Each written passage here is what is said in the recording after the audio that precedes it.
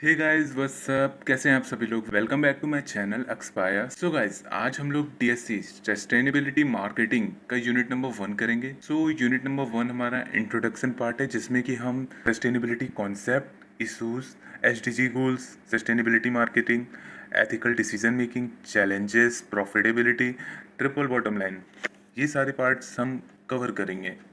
तो चलिए पहला हम इसका देखते हैं। Concept of sustainability refers to fulfilling current needs without compromising the ability of future generation to meet their needs।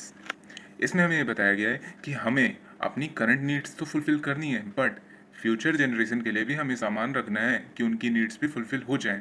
जैसे कि पेट्रोल है, अगर हम ही सारा पेट्रोल ख़त्म कर लेंगे तो हमारी फ्यूचर जनरेशन क्या ख़त्म करेगी? वो पेट्रोल का फ़ायदा कैसे उठाएगी? उनकी नीड्स कैसे कंप्लीट होंगी? तो इसलिए इसमें ये कहा गया है। सेकंड है emphasize long term ecological balance and intergenerational equity. हमें ये ध्यान रखना है कि हम एक लॉन्ग टर्म इकोलॉजिकल बैलेंस बना के रखें, इक्वालिटी बना के रखें, ताकि हमारी वजह से किसी को भी किसी तरीके का नुकसान ना हो। थर्ड हमारे पास popularized by the Brundtland commission report 1987। इसमें हमें ये बताया गया कि जो हमारा सस्टेनेबिलिटी का कॉन्सेप्ट है, ये पॉपुलर हमारा ब्रेंटलैंड कमीशन रिपोर्ट के टाइम पे हुआ था 1987। ठीक है। इसके बाद हमारा फोर्थ आ जाता है involves maintaining a balance among environmental protection, social equity and economic growth. हमें इन्वायरमेंट प्रोटेक्शन, सोशल इक्विटी और इकोनॉमिक ग्रोथ में बैलेंस बना के चलना है। हमें ना तो इन्वायरमेंट को ज़्यादा हार्म पहुंचाना है, ना सोशलिटी को, और ना ही इक्विटी को, कि हम किसी के साथ गलत कर रहे हैं फ़ायदा कमाने के लिए। ऐसा नहीं होना चाहिए। लेकिन हमें इकोनॉमिक ग्रोथ भी करनी है, एनवायरनमेंट प्रोटेक्शन भी करना है और इकोनॉमिक ग्रोथ भी करनी है। दोनों चीज़ करनी है, बैलेंस अप्रोच रखनी है। ठीक है। चलिए अब हम इनके की इश्यूज इन सस्टेनेबिलिटी देखते हैं। फर्स्ट है हमारे पास climate change caused by emission from industries and vehicles leading to global warming। जो भी हमारा एमिशन प्रोड्यूस होता है इंडस्ट्रीज से, व्हीकल से, वो हमारा ग्लोबल वार्मिंग का रीज़न बनता है, जिससे कि हमारा क्लाइमेट चेंज भी होता है और हमारे इन्वायरमेंट में पॉल्यूशन भी होता है। सेकंड क्या है हमारे पास? Resource depletion, over use of natural resources like water, forest and fossil fuels. हम रिसोर्सेज का बहुत ज़्यादा ओवर यूज़ करते हैं। जैसे कि वाटर हो गया, वाटर भी हमारे पास लिमिटेड क्वांटिटी में ही है। बस कहते हैं कि 75% हमारे पास वाटर है, ओशंस में है, बट वो हमारा यूजेबल वाटर नहीं है। वाटर भी बहुत ज़्यादा लिमिटेड क्वांटिटी में है, फॉरेस्ट भी लिमिटेड क्वांटिटी में है, और फॉसिल फ्यूल्स तो है ही, पेट्रोल हो गया, कोल हो गया, ये सब तो हमारा लिमिटेड क्वांटिटी में है। तो हमें इन सब का ओवर यूज़ नहीं करना है, हमें सस्टेनेबल डेवलपमेंट करना है। हमें ओवर यूज़ नहीं करना, हमें अपने आने वाली जनरेशन के लिए बचा के रखना है। थर्ड है हमारे पास loss of biodiversity due to deforestation, habitat loss and pollution. Deforestation के कारण से हमारी बहुत सारी जनजातियाँ, प्रजातियाँ ये नष्ट हो रही हैं, ये ख़त्म हो रही हैं, और इससे हमारा पॉल्यूशन भी बहुत ज़्यादा बढ़ रहा है। डिफॉरेस्टेशन क्या होता है? जब हम बहुत सारे पेड़ों को काटते हैं इंडस्ट्रियल ग्रोथ के लिए या फिर इकोनॉमिक ग्रोथ के लिए, तो उसको हम डिफॉरेस्टेशन कहते हैं। इससे लॉस क्या होता है? हमारा पॉल्यूशन होता है, ग्लोबल वार्मिंग होती है, और जो हमारे हैबिटेट, जो हमारी जनजाति रहती थी वहाँ पे, वो नष्ट हो जाती है, ख़त्म हो जाती है। हम अपनी बायोडाइवर्सिटी ख़त्म कर देते हैं। इसके बाद हमारा है environmental pollution including air, water and soil pollution. अगर हम बहुत ज़्यादा ट्रीज़ काटेंगे, बहुत ज़्यादा इंडस्ट्रियल से ग्रोथ करेंगे, तो इससे हमारा एयर पोल्यूशन होगा। क्योंकि अगर हम इंडस्ट्रीज़ में कुछ भी बना रहे हैं तो उससे धुआं भी निकलेगा, जिससे कि हमारा एयर पोल्यूशन होता है। जो हमारी फैक्ट्री से केमिकल्स निकलते हैं, अगर वही केमिकल्स हमारी सॉइल में मिलेगा तो फिर सॉइल पोल्यूशन हो जाएगा। और हमारा जो ग्राउंड वाटर होता है, अंडरग्राउंड वाटर जो कि सॉइल के नीचे होता है, सो अगर हमारे केमिकल सॉइल में मिल रहे हैं, सो वो केमिकल्स मोस्ट प्रोबेबली हमारे वाटर में भी मिल जाएगा। हमारा ग्राउंड वाटर भी ख़राब हो रहा है, हमारा बाहर का वाटर भी ख़राब हो रहा है, हमारी एयर भी ख़राब हो रही है, इंडस्ट्रीज़ के कारण, व्हीकल्स के कारण सब कुछ ख़राब हो रहा है। ठीक है। इसके बाद हमारा है social inequality, unequal access to resources, education and health care.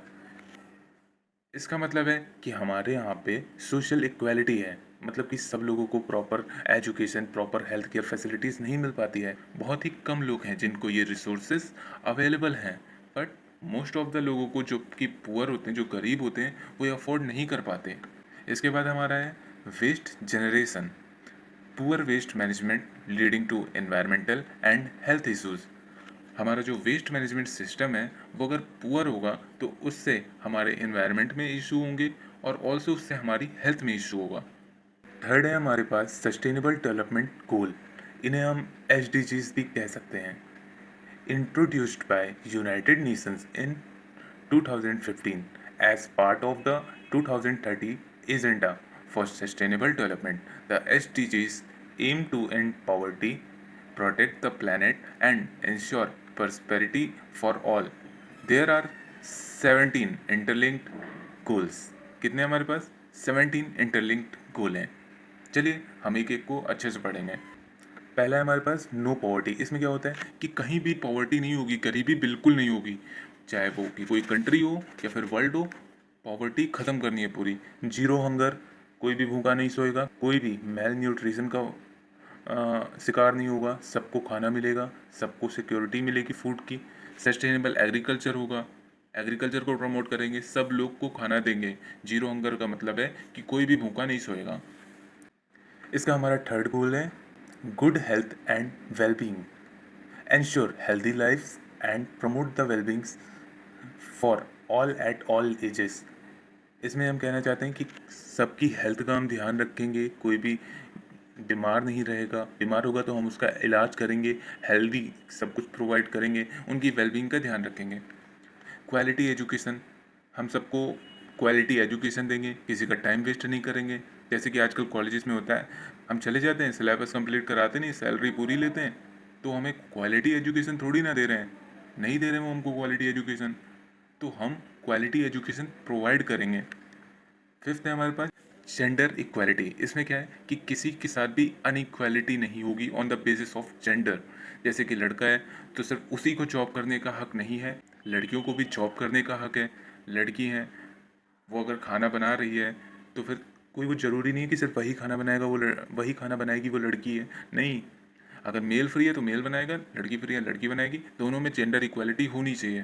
वो बात अलग है नहीं, हर चीज़ में है, लेकिन अगर लड़का लड़की को मार दे तो कुट जाएगा, लेकिन लड़की लड़के को मार दे तो फिर भी लड़का कुटेगा, मतलब कि हमेशा लड़के कुटेंगे। सेवेंथ में हमारे पास affordable and clean energy, ensure access to affordable reliable sustainable and modern energy. हम अफोर्डेबल एनर्जी प्रोवाइड करेंगे, क्लीन एनर्जी प्रोवाइड करेंगे। क्लीन एनर्जी क्या होती है? जिसमें कि हमारा पोल्यूशन नहीं होता। जैसे कि अभी NTPC है, नेशनल थर्मल पावर कॉरपोरेशन, जो कि कोल की हेल्प से इलेक्ट्रिसिटी बनाता है, ठीक है, तो वो क्लीन एनर्जी नहीं है ना, क्योंकि वो पोल्यूशन क्रिएट कर रहा है। बट हम अफोर्डेबल प्राइस पे तुमको क्लीन एनर्जी प्रोवाइड करेंगे। एट्थ क्या है हमारे पास? Decent work and economic growth. हम डिसेंट वर्क्स के साथ इकोनॉमिक ग्रोथ करेंगे, कोई भी झोल झाल नहीं करेंगे, किसी के साथ हम मारा पीटी नहीं करेंगे, छीना झपटी नहीं करेंगे, कुछ भी गलत नहीं करेंगे। नाइन्थ क्या हमारे पास? Industry innovation and infrastructure. हम अपनी इंडस्ट्री का इनोवेशन करेंगे, इंफ्रास्ट्रक्चर का इनोवेशन करेंगे, हर चीज़ का इनोवेशन करेंगे और इन्वायरमेंट का ध्यान रख के करेंगे। एट्थ है हमारे पास रिड्यूस इनइक्वालिटी। जितनी भी इनइक्वालिटी है कंट्रीज़ में, लोगों में, देशों में, जो भी कुछ है इनइक्वालिटी का, वो सब कुछ हम रिड्यूस कर देंगे। 11th है हमारे पास sustainable cities and community, make cities inclusive, safe, resilient and sustainable. हम सिटीज़ को सेफ बनाएंगे, इंक्लूसिव बनाएंगे, सस्टेनेबल बनाएंगे। सस्टेनेबल मतलब हम सारा सामान खुद नहीं खा जाएंगे, बाकी अपने आने वाली जनरेशन के लिए भी रखेंगे। हम अपने एनवायरनमेंट का ध्यान रखेंगे अपनी सिटी में, हम अपने पानी का ध्यान रखेंगे, मिट्टी का ध्यान रखेंगे, सब चीज़ का ध्यान रखेंगे, सिटीज़ को सस्टेनेबल बनाएंगे। 12th में हमारे पास responsible consumption and production, ensure sustainable consumption and production pattern. मतलब कि हम कंज्यूम भी करेंगे तो सस्टेन करेंगे, प्रोड्यूस भी करेंगे तो सस्टेन करेंगे। जैसे कि मेरे पास गाड़ी है तो मैं ई व्हीकल्स यूज़ करूँगा। अगर मेरे पास मुझे कहीं जाना है तो मैं ई व्हीकल्स का यूज़ करूँगा, ई व्हीकल्स का यूज़ करूँगा। जैसे इलेक्ट्रिक स्कूटी हो गई, इलेक्ट्रिक कार हो गई, तो मैं यहाँ कंज्यूमसन अपना सस्टेनेबल कर रहा हूँ। प्रोडक्शन, जो मैं प्रोड्यूस करूँगा वो भी सस्टेनेबल पैटर्न में करूँगा। जैसे कि मैं इलेक्ट्रिसिटी प्रोड्यूस कर रहा हूँ तो मैं कोयला जला के इलेक्ट्रिसिटी नहीं प्रोड्यूस करूँगा, मैं सोलार पैनल से कर सकता हूँ, मैं विंड एनर्जी से कर सकता हूँ। तो ऐसे हमारा सस्टेनेबल प्रोडक्शन भी हो जाता है। 13 है हमारे पास climate action, take urgent action to combat climate change and its impact.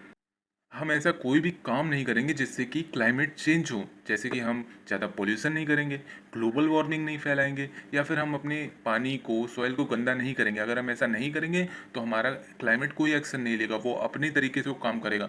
But अगर हम क्लाइमेट में झोल झाल कर रहे हैं, इधर उधर कर रहे हैं अपनी अर्थ पे, तो क्लाइमेट भी तो एक्शन लेगा ना, तो हम ऐसा कुछ नहीं करेंगे।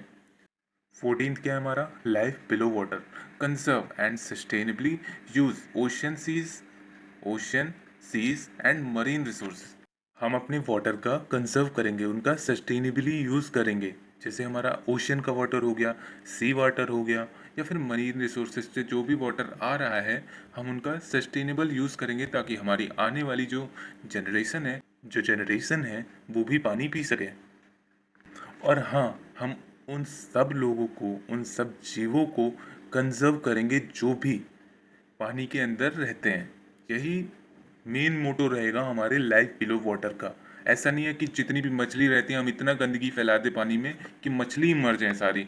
ऐसा नहीं होना चाहिए। जितनी भी पानी के नीचे जिंदगियां हैं, हम उनको कंजर्व करेंगे और वाटर को सस्टेनेबल यूज़ करेंगे। ठीक है। 15 क्या है हमारे पास, life on land, sustainably manage forests, combat desertification, half biodiversity lose. हम अपने लैंड पे जितनी भी लाइफ रहती हैं, जितने भी एनिमल्स रहते हैं, हम उनका सस्टेनेबली मैनेज करेंगे। मतलब कि हम उनका ध्यान रखेंगे। फॉरेस्ट में अगर एनिमल्स रहते हैं, हमारी बायोडाइवर्सिटी रहती है, तो हम फॉरेस्ट को काटेंगे नहीं, हम उनका ध्यान रखेंगे। 16 क्या हमारे पास, peace justice and strong institutions, promote peaceful societies, provide access to justice. जितनी भी पीसफुल सोसाइटीज़ हम उनको प्रमोट करेंगे, और अगर किसी के साथ कुछ गलत हो रहा है तो हम उसको जस्टिस दिलाएंगे। 17 में हमारे पास क्या है, partnerships for the goals, strength global partnership for sustainable development. हम पार्टनरशिप में मिलके, सारे देश पार्टनरशिप में मिलके काम करेंगे, ग्लोबल पार्टनरशिप बना के, कि 2030 तक हमको ये सब करना ही है। वो बात अलग है, इंडिया में वो सब होने वाला नहीं है, क्योंकि जैसे हालात चल रहे हैं ना अभी, ऐसा कुछ होने वाला नहीं है, तो बहुत अभी टाइम लगेगा। तो इसमें बताया गया कि हम अपना ग्लोबली पार्टनरशिप में रह के हम अपना सस्टेनेबल डेवलपमेंट करेंगे। फोर्थ क्या है हमारे पास, sustainability marketing concept and rationales, involves marketing strategy that create environmental, social and economic value responsible। कि हम ऐसी मार्केटिंग स्ट्रेटजीज क्रिएट करेंगे जिससे कि हम अपने एनवायरमेंटल ग्रोथ कर सकें, सोशल ग्रोथ कर सकें, और इकोनॉमिक ग्रोथ भी कर सकें, इकोनॉमिक वैल्यू को हम बढ़ा सकें। ठीक है। सेकंड क्या है हमारे पास, aims to meet the needs of consumer while preserving ecological and social system. हमारा एम रहेगा कि हमारे जो कस्टमर्स की नीड है वो हमारे एजेंडा से मैच करें। जैसे हमारा एजेंडा क्या है, जो हमारा इकोलॉजिकल है, जो हमारा इकोलॉजिकल एंड सोशल सिस्टम है, उसको कोई भी तरह से नुकसान ना हो, हम ऐसे प्रोडक्ट ना बनाएं, तो हमारे कंज्यूमर्स भी यही थिंकिंग रखें कि वो ऐसे प्रोडक्ट ना लें। ठीक है। अब हम इसके रेशनल्स पढ़ेंगे। ठीक है। Rising consumer demand for ethical product. इसमें हमारे जो कंज्यूमर हैं वो, उनकी डिमांड बढ़ रही है एथिकल प्रोडक्ट के लिए कि मुझे अच्छा ही सामान चाहिए, मुझे बिल्कुल खराब सामान नहीं चाहिए। Regulatory pressure and global climate agreement. इसमें हमें बताया गया कि जो हमारे क्लाइमेट चेंज हो रहे हैं उसका हमारे पास एक एग्रीमेंट है कि किस कंट्री से कितना क्लाइमेट चेंज हो रहा है इस टाइप का, तो उसको भी हमें रेगुलेट करना है। उसका हमारे ऊपर प्रेशर है कि हमें जितने भी क्लाइमेट चेंज के चीज़ें हो रही हैं उन सबको रेगुलेट करना है, क्योंकि हमारे ऊपर ऊपर से प्रेशर है तो हम नीचे प्रेशर बनाएंगे। थर्ड क्या है, competitive advantage through brand differentiation. हमारे पास कम्पिटिटिव एडवांटेज हो जाएगी अगर हम सब कुछ सस्टेनेबिलिटी मार्केटिंग के साथ करेंगे और हमारा कंपटीटर ऐसा नहीं कर रहा है, तो हमारे ऊपर एक एडवांटेज आ जाएगी। क्यों? क्योंकि हम सस्टेनेबल काम कर रहे हैं, वो नहीं कर रहा है, तो इससे हमारा ब्रांड की रेपुटेशन और बढ़ जाएगी। फोर्थ क्या है, investor and stakeholder expectation for ESG practices. जो हमारे इन्वेस्टर्स हैं, जो हमारे स्टेक होल्डर्स हैं, इन्वायरमेंट सोशल गवर्नेंस से उनकी एक्सपेक्टेशन बढ़ जाएंगी, उससे हमारा प्रॉफिट्स भी बढ़ेगा। क्योंकि अगर हम सोसाइटी के लिए कुछ करेंगे तो डेफिनेटली सोसाइटी भी तो हमारे बारे में सोचेगी ना, तो इससे हमारे इन्वेस्टर और स्टेक होल्डर्स की एक्सपेक्टेशन बढ़ जाएगी। फिफ्थ है हमारे पास evolution of sustainability marketing. Traditional marketing focus solely on product and profit. Traditional marketing में क्या होता है हमारे पास, हम टोटली अपने प्रोडक्ट पे फोकस करते हैं और प्रॉफिट पे फोकस करते हैं, ठीक है। उसके बाद हमारे पास green marketing focus on environmental benefits. जो हमारी ग्रीन मार्केटिंग होती है उसमें हम पूरा फोकस अपने एनवायरनमेंट में करेंगे कि एनवायरनमेंट को खतरा नहीं होना चाहिए, प्रॉफिट भाड़ में जाए, प्रॉफिट हो ना हो लेकिन एनवायरनमेंट बेनिफिट होना चाहिए, ठीक है। और ये हमारा 1980 से 1990 के बीच में चला था, ठीक है। इसके बाद आया हमारा sustainability marketing integrates environmental social and economic concern into all marketing decision. इसमें हम अपने एनवायरनमेंट के बारे में भी सोचेंगे, सोशल के बारे में भी सोचेंगे और इकोनॉमिक कंसर्न तो रखना ही है ना। अगर प्रॉफिट नहीं होगा तो बिजनेस कैसे चलाऊंगा, प्रॉफिट भी करना है। तो इसलिए इन सब चीज़ों को ध्यान में रख के हमें मार्केटिंग डिसीजन बनाना है। सिक्स हमारे पास पिलर्स ऑफ सस्टेनेबिलिटी मार्केटिंग। तो हमारा पहला पिलर है environmental focuses on reducing negative impact on ecosystems through sustainable material energy use and recycling. मतलब कि हमें एनवायरनमेंट को नेगेटिव चीज़ों से बचा के रखना है, इकोसिस्टम को हमको सस्टेन करना है। हमें ज़्यादा नॉन रिन्यूएबल एनर्जी पे डिपेंड नहीं होना है, फॉसिल फ्यूल्स का यूज़ नहीं करना है एनर्जी जनरेट करने के लिए। और हमें प्लास्टिक का इतना ज़्यादा रिसाइकल नहीं करना, इतना ज़्यादा डिकम्पोज नहीं करना इधर उधर, ठीक है, जिससे कि हमारा एनवायरनमेंट में दिक्कत हो। सेकंड क्या है, social emphasize fairness human rights. इसमें क्या होता है कि हमें सोसाइटी में फेयरनेस ह्यूमन राइट्स का हनन ना हो, इन चीज़ों का ध्यान रखना है। कस्टमर को वेलबींग मिले, सबका डेवलपमेंट हो, कम्युनिटी का डेवलपमेंट हो और सोसाइटी का तो डेवलपमेंट हो ही, इन सब का ध्यान रखना है। थर्ड क्या है हमारे पास, economic seeks to achieve financial visibility alongside social and environmental goal. हमें इकोनॉमिक का भी ध्यान रखना है, मतलब अपनी फाइनेंस का, अपने पैसे का, अपने प्रॉफिट का भी ध्यान रखना, सोशल और एनवायरमेंटल गोल के अलावा भी, ठीक है। क्योंकि अगर हम इस पे ध्यान नहीं रखेंगे तो बाकी दोनों पे हम ध्यान रख ही नहीं पाए, बिकॉज हर चीज़ के लिए पैसा नेसेसरी है, प्रॉफिट नेसेसरी है, उसके बिना हम कुछ नहीं कर सकते। सेवेंथ क्या है हमारे पास, linkage between sustainability marketing and SDG. तो चलिए शुरू करते हैं। Sustainability marketing supports SDG. हाँ पता है, सस्टेनेबिलिटी मार्केटिंग हमारी सस्टेनेबल डेवलपमेंट गोल्स को सपोर्ट करती है, ठीक है। पहला कैसे सपोर्ट करती है ये देखो अब, इंकरेजिंग सस्टेनेबल कंज्यूमसन। हम सस्टेनेबल कंज्यूमसन को इंकरेज करते हैं कि हम तुम्हें हमेशा रिन्यूएबल सोर्स वाली एनर्जी का यूज़ करना चाहिए, जैसे कि सनलाइट एनर्जी हो गई, सोलर एनर्जी हो गई, विंड एनर्जी हो गई, इनसे इलेक्ट्रिसिटी प्रोड्यूस करके यूज़ करना है, फॉसिल फ्यूल्स पे डिपेंड नहीं करना है, ठीक है।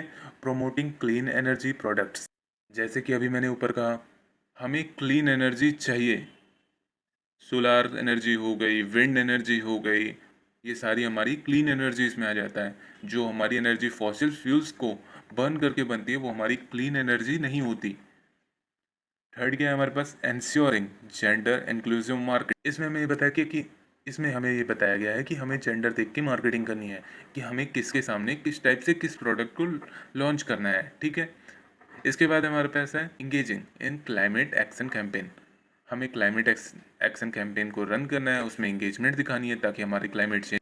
Supporting fair labour and community development. हमें फेयर लेबर को सपोर्ट करना है और उनकी कम्युनिटी डेवलपमेंट करनी है, या फिर सोसाइटी की कम्युनिटी डेवलपमेंट करनी है। इसके बाद लास्ट है हमारे पास businesses align with SDGs can enhance brand reputation and stakeholders trust. अगर बिजनेस हमारे एसडीजीज के साथ अलाइन करके चलेंगे तो इससे हमारे ब्रांड की रेप्यूटेशन बढ़ेगी और जो हमारे स्टेक होल्डर्स हैं जो कि हमारे ऊपर पैसा लगाए हैं उनका भी हमारे ऊपर ट्रस्ट बनेगा। तो देख लेते हैं एर्थ में हमारे पास है ethical decision making and sustainability marketing involves choosing action that are morally right fair and responsible. हमें उन एक्शंस को चूज़ करना है जो कि मॉरली राइट हों, फेयर हों और हम उनकी रिस्पॉन्सिबिलिटी ले सकें, ठीक है, रिस्पॉन्सिबल हों हर चीज़ के। तो चलो अब हम इसके कोर प्रिंसिपल से नज़र मारते हैं क्या है। पहला है transparency, openly sharing product information. कोई भी प्रोडक्ट लॉन्च कर रहे हो, सच सच बताना है क्या क्या है उस प्रोडक्ट में, क्या दिक्कत है, क्या अच्छाई है, सब कुछ ट्रांसपेरेंसी रखनी है। Fairness, treating all stakeholders equitably. चाहे किसी स्टेक होल्डर ने कम पैसा दिया हो, किसी ने ज़्यादा पैसा दिया हो, लेकिन सबके साथ फेयरनेस हमको करनी है, किसी के साथ कोई झोल झाल नहीं चलेगा। ऑनेस्टी, अवॉइडिंग मिसलीडिंग एडवर्टाइजमेंट्स और ग्रीन वॉशिंग। हमें मिसलीडिंग एडवर्टाइजिंग बिल्कुल नहीं करनी है और ग्रीन वॉशिंग तो करनी ही नहीं है कि हमारा प्रोडक्ट कोई भी नेचुरली बेनिफिट नहीं देता है और हम बोल रहे हैं कि हमारा प्रोडक्ट आपके लिए अच्छा है, नेचुरली गुड है, सब कुछ आपको प्रोवाइड करता है। ऐसी कोई भी ग्रीन वॉशिंग नहीं करनी है। Accountability, taking responsibility for sustainability claims and outcomes. अगर हम कोई भी क्लेम कर रहे हैं कि हम सस्टेनेबल डेवलपमेंट कर रहे हैं, फिर सस्टेनेबिलिटी मार्केटिंग कर रहे हैं, तो हमें उसकी पूरी रिस्पॉन्सिबिलिटी लेनी है कि हाँ हम कर रहे हैं, ये उसका प्रूफ है, ऐसा ऐसा है, ठीक है।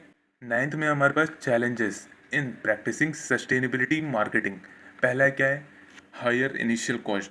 अगर हम सस्टेनेबिलिटी मार्केटिंग कर रहे हैं तो ऑब्वियस सी बात है हायर कॉस्ट तो लगेगा, एक्सपेंसिव होगा, बिकॉज मैन्युफैक्चरिंग में एक्सपेंस हमारा ज़्यादा लगेगा, सोर्सिंग में, आउटसोर्सिंग में, हर चीज़ में हमारा एक्सपेंस ज़्यादा लगेगा।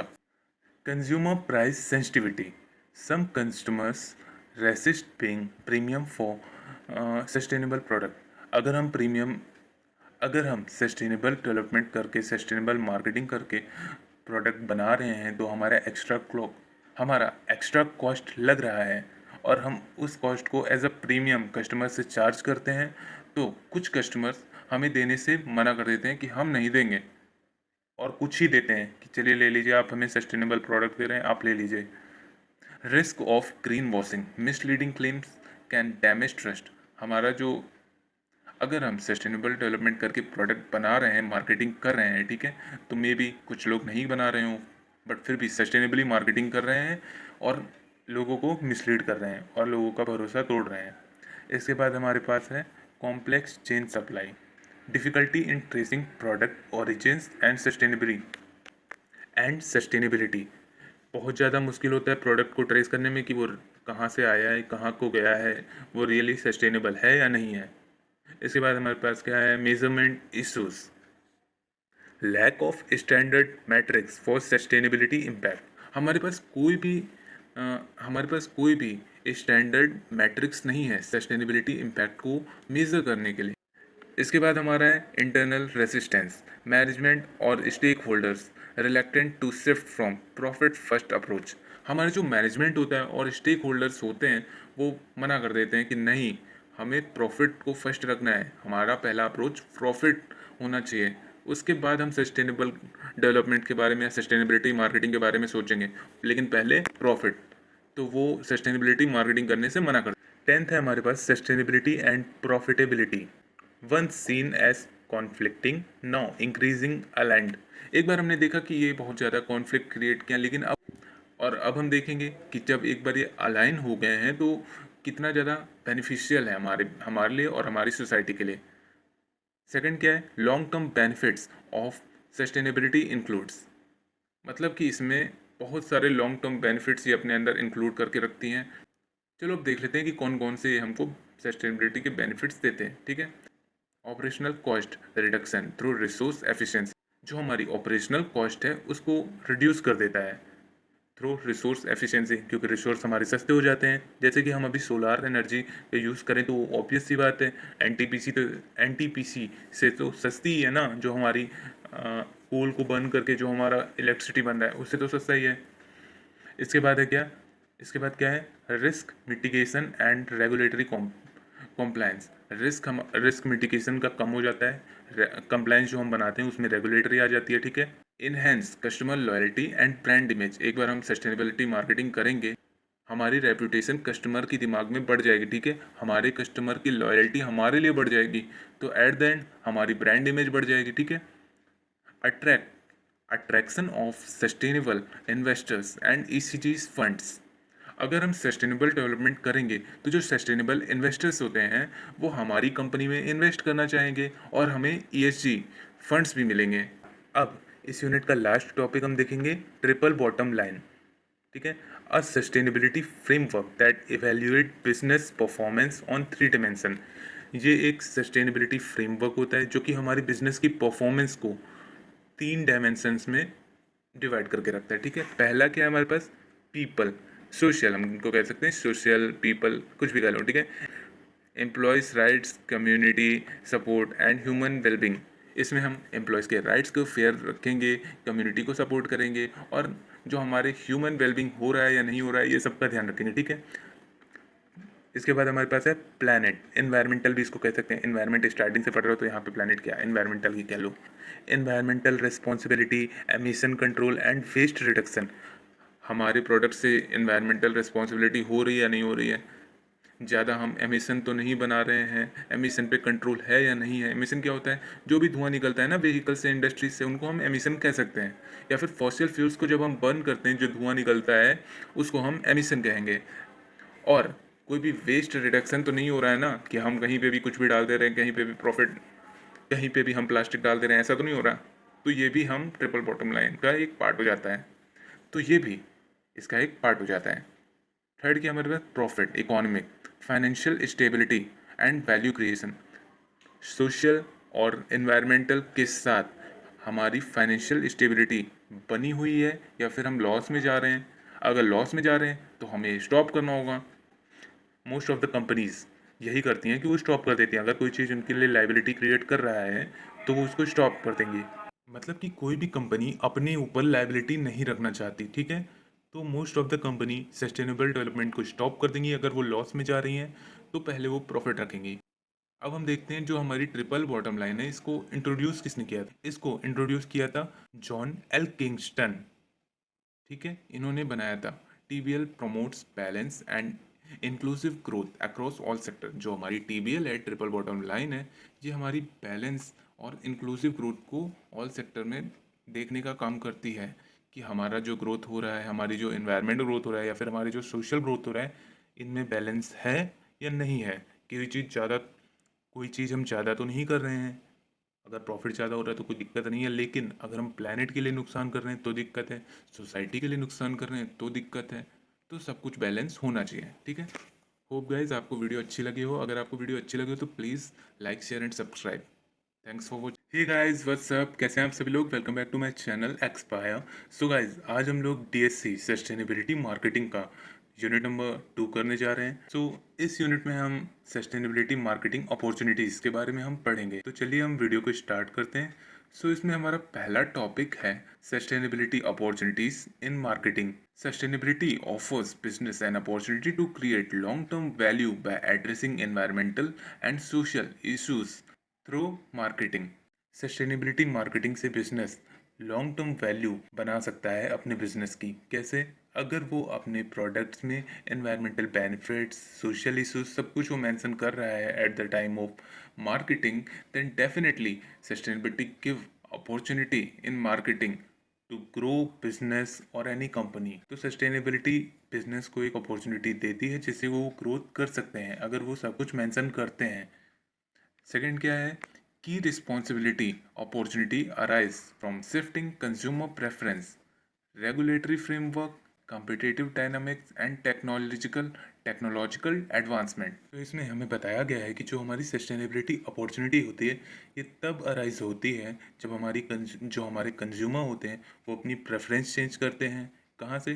जैसे कि कोई पहले कोई भी सामान यूज़ करता था वो अब क्लीन एनर्जी की तरफ जा रहा है, नेचुरल सामान की तरफ जा रहा है। तो यहाँ से हमारी सस्टेनेबिलिटी अपॉर्चुनिटी अराइज हो सकती है। रेगुलेटरी फ्रेमवर्क से, कॉम्पिटिटिव डायनामिक्स या फिर टेक्नोलॉजिकल एडवांसमेंट से, कि आगे चल के हमें जो हमारे ग्रीन एनर्जी वाले हैं, सस्टेनेबल प्रोडक्ट्स हैं, वो अगर हमें सस्ते मिले तो हम उनका ज़्यादा यूज़ करेंगे, जिससे कि हमारी सस्टेनेबल अपॉर्चुनिटीज़ का अराइज होगा। अब हम नीचे यहाँ पढ़ेंगे कि इन द मार्केटिंग इन्वायरमेंट में मतलब कि सस्टेनेबिलिटी अपॉर्चुनिटी कैसे इंक्रीज होती हैं। पहला क्या है हमारे पास, political and legal. Governments are enforcing stricter environmental regulations offering incentives for green practices। जो हमारी गवर्नमेंट है वो इन्फोर्स कर रही है स्ट्रिक्टली एनवायरमेंटल रेगुलेशंस को दिखाने के लिए, उनको प्रमोट करने के लिए। और ऑल्सो गवर्नमेंट जो हमारी है ये इंसेंटिव्स भी प्रोवाइड कर रही है ग्रीन प्रैक्टिसेस करने के लिए। सेकंड क्या हमारे पास, economic, rise in green jobs, eco entrepreneurship and demand for eco efficient product. जो हमारी ग्रीन जॉब्स हैं इनकी डिमांड हमारी हाई हो गई है, ठीक है। हमारे इको एंटरप्रेन्योर्स की डिमांड हाई हो गई है, इको एफिशिएंट प्रोडक्ट की डिमांड हाई हो गई है। तो इससे हमें सस्टेनेबिलिटी मार्केटिंग पे फोकस करना पड़ेगा। बिकॉज जब सब लोग डिमांड अपनी ग्रीन पे शिफ्ट कर रहे हैं, इकोनॉमिकल पे शिफ्ट कर रहे हैं, इकोलॉजिकल पे शिफ्ट कर रहे हैं, तो हमें भी उनको ध्यान में रख के अपना काम करना है। थर्ड क्या है हमारे पास? Social and cultural. Consumers are more conscious of ethical sourcing, labour rights and climate change. जो हमारे कंज्यूमर्स हैं ज़्यादा कॉन्शियस हो गए हैं एथिकल सोर्सिंग के लिए, मतलब कि उन्हें एक एथिकल सोर्स चाहिए उनके सामान का, कोई भी अनएथिकल चीज़ नहीं चलेगी। लेबर राइट्स के लिए भी वो बहुत ज़्यादा कॉन्शियस हो गए। क्लाइमेट चेंज का भी अब ध्यान रखने लगे हैं कि क्लाइमेट चेंज नहीं होना चाहिए, एनवायरनमेंट का ध्यान रखना है, इस टाइप के। फोर्थ क्या है हमारे पास? Technological innovation in clean energy, biodegradable packing and sustainable manufacturing enables green product. हम क्लीन एनर्जी का इनोवेशन कर रहे हैं, बायोडिग्रेडेबल पैकेजेस यूज़ कर रहे हैं, सस्टेनेबल मैन्युफैक्चरिंग कर रहे हैं, सब कुछ हम ग्रीन प्रोडक्ट्स यूज़ कर रहे हैं, कोई भी अनएथिकल प्रोडक्ट नहीं यूज़ कर रहे हैं। इसके बाद हमारे पास है ecological. Businesses must adopt to environmental limits, resource scarcity, waste disposal and climate resilience. इसमें बिजनेसेस को ये अडेप्ट करना पड़ेगा कि एनवायरनमेंट की भी एक लिमिट है, रिसोर्सेज बहुत ज़्यादा लिमिटेड है, इनकी स्कैरसिटी है, मतलब कि कमी है। वेस्ट जो है उनको हमें सही जगह पे डिस्पोज करना है ताकि हमारा कोई क्लाइमेट चेंज ना हो, जो और हमें ऐसी कोई एक्टिविटी नहीं करनी है जिससे क्लाइमेट रेसिलियंस हो या फिर क्लाइमेट चेंज हो। सेकंड क्या है हमारे पास? Sustainable segmentation, targeting and positioning. पहले हम देखते हैं सेगमेंटेशन क्या होता है। Dividing the market based on sustainability related variables like, पहले में हमें बताया गया है एनवायरमेंटल कंसर्न करके हमें अपना सेगमेंटेशन रखना है कि कहाँ पे लोग एनवायरनमेंट के लिए कंसर्न कर रहे हैं, कहाँ पे लोग कॉन्शियस हैं एनवायरनमेंट को लेके। सेकंड में हमें एथिकल वैल्यूज़ रखनी है कि बिल्कुल भी दिक्कतें ना हो किसी को, सबके साथ फेयरनेस हो, सबके साथ अच्छा बिहेवियर हो, किसी के साथ डिसऑनेस्टी या अनफेयर चीज़ें ना हो। थर्ड क्या है? Lifestyle and consumption pattern. हमें लाइफस्टाइल और कंज्यूमशन पैटर्न देख के लोगों का सेगमेंटेशन करना है। ऐसा नहीं होना चाहिए कि लोग गंदी चीज़ें खा रहे हैं, कुछ भी खा ले रहे हैं और हम उनको अपने वाले सेगमेंटेशन में ले आए। नहीं, लाइफस्टाइल उनकी देखनी है कि वो हमारी ग्रीन या फिर सस्टेनेबल सेगमेंटेशन के काबिल हैं, वो हमारे सस्टेनेबल सेगमेंटेशन के लिए रियली बने हैं या नहीं है, वो सामान लेंगे या नहीं लेंगे, और उनका कंज्यूमशन पैटर्न है क्या, ये सब देखने के बाद हमें उनका सेगमेंटेशन करना है। फोर्थ में क्या है? विलिंगनेस टू पे फॉर ग्रीन प्रोडक्ट। जिन लोग का हम सेगमेंटेशन कर रहे हैं, क्या वो अपनी इच्छा के अनुसार हमें ग्रीन प्रोडक्ट के लिए पे करेंगे या नहीं करेंगे? अगर वो करेंगे तो उन्हें हमें सेगमेंटेशन में रखना है, नहीं करेंगे तो तुम जाओ भाड़ में, नहीं करेंगे हम तुमको सेगमेंट में अपने। सेकेंड है इसमें targeting, identifying and selecting consumer segments that are more receptive to sustainable product. हमें उन कंज्यूमर का सेगमेंट करना है, उन कंज्यूमर को टारगेट करना है जो कि सस्टेनेबल प्रोडक्ट्स के लिए कॉन्शियस हों, रिसेप्टिव हों, उनको लेना चाहते हैं। ठीक है। बिजनेसेस में choose niche marketing for consumer segments. जो हमारे बिजनेस हैं वो इन दोनों में से एक चूज़ करेंगे। नीश मार्केटिंग मतलब कि उन्हीं को सिर्फ टारगेट करेंगे जिनको चाहिए, जो हमारे सेगमेंटेशन में जो आए हैं उन्हीं को हम टारगेट करेंगे और किसी को नहीं करेंगे। ठीक है। सेकंड है mass customization, offering greener alternatives to the general market. हमें अपने ग्रीनर अल्टरनेटिव्स देने, जैसे कि पहले कोई स्कूटी थी वो पेट्रोल से चलती थी, तो हमें मार्केट में अपना अल्टरनेटिव वहाँ पे भेजना है। हम अपनी ई व्हीकल वाली इलेक्ट्रिक स्कूटी हम वहाँ पे as a alternative general marketing में उसको ऑफर करेंगे, दिखाएंगे कि ऐसा ऐसा है। ये होता है मास कस्टमाइजेशन। सी में हमारे पास है positioning, creating a distinct image of the brand in customers mind based on sustainability. हमें अपनी ब्रांड की इमेज सबसे अलग बनानी है कंज्यूमर के माइंड में, वो भी गंदी इमेज नहीं, बेस्ड ऑन सस्टेनेबिलिटी। जैसे कि इको फ्रेंडली हो गया, क्रुएल्टी फ्री हो गया, कार्बन नेचुरल्स हो गया, सोशली रिस्पॉन्सिबल ब्रांडिंग करनी है हमको। ठीक है, ये हमारे एग्जांपल्स हैं। Sustainability becomes a core differentiator in brand identity. जो हमारी सस्टेनेबिलिटी है वो हमको सबसे ज़्यादा डिफरेंशिएट कर देती है अनदर ब्रांड से, क्योंकि सस्टेनेबिलिटी हमें सारे ब्रांड्स नहीं दे रहे हैं, कुछ ही ब्रांड्स हमको दे रहे हैं, तो वो हमें सबसे डिफरेंशिएट बना देता है। और सबसे थर्ड टॉपिक है हमारे पास creating value through sustainability. First देखते हैं, value creation in sustainability marketing includes functional, emotional and societal benefits.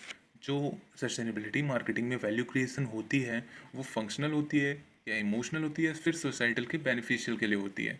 Society के बेनिफिट्स के लिए होती है, क्योंकि इसमें जितन जब भी हम सस्टेनेबिलिटी मार्केटिंग करेंगे, हमारा पर्सनल बेनिफिट बहुत कम होगा, हमारा प्रॉफिट बहुत कम होगा। ये फैक्ट है। ये तब तक बढ़ेगा नहीं जब तक हमारी इफ़िशियंसी नहीं बढ़ जाती। It strengthens customer loyalty, supports brand equity and drives positive word of mouth. इससे हमारे ब्रांड की कस्टमर लॉयल्टी मजबूत होती है, हमारा ब्रांड मजबूत होता है, हमारी इक्विटी मजबूत होती है, हमारा सब कुछ अच्छा होता है, ठीक है। Because we are providing sustainably product, clean products. So इसलिए हमारे जो कस्टमर हैं वो हमारे लिए लॉयल बनेंगे। Businesses must link value creation, long term environmental benefits, हमें लॉन्ग टर्म के लिए एनवायरमेंट बेनिफिट्स देखने हैं, ethical sourcing and fair trade, हमें कोई भी अनफेयर ट्रेड नहीं करनी है, किसी के साथ डिसऑनेस्टी नहीं करनी है, एथिकल सोर्सिंग करनी है। प्रोडक्ट लॉन्गिविटी एंड रिसाइकेबिलिटी, जो हमारा प्रोडक्ट रहे वो लॉन्ग टर्म के लिए रहे और उसको हम रिसाइकल भी कर पाएँ, ऐसा नहीं कि फेंक दिया जाए, उसको हमें प्रॉपर रिसाइकल भी कर सकें, ऐसा प्रोडक्ट हमें बनाना होगा। फोर्थ टॉपिक है हमारा designing the sustainable marketing mix. 4 P's आते हैं वही। पहला है हमारे पास product, use of eco friendly material and packaging, हमें इको फ्रेंडली मटेरियल और पैकेजिंग यूज़ करना है।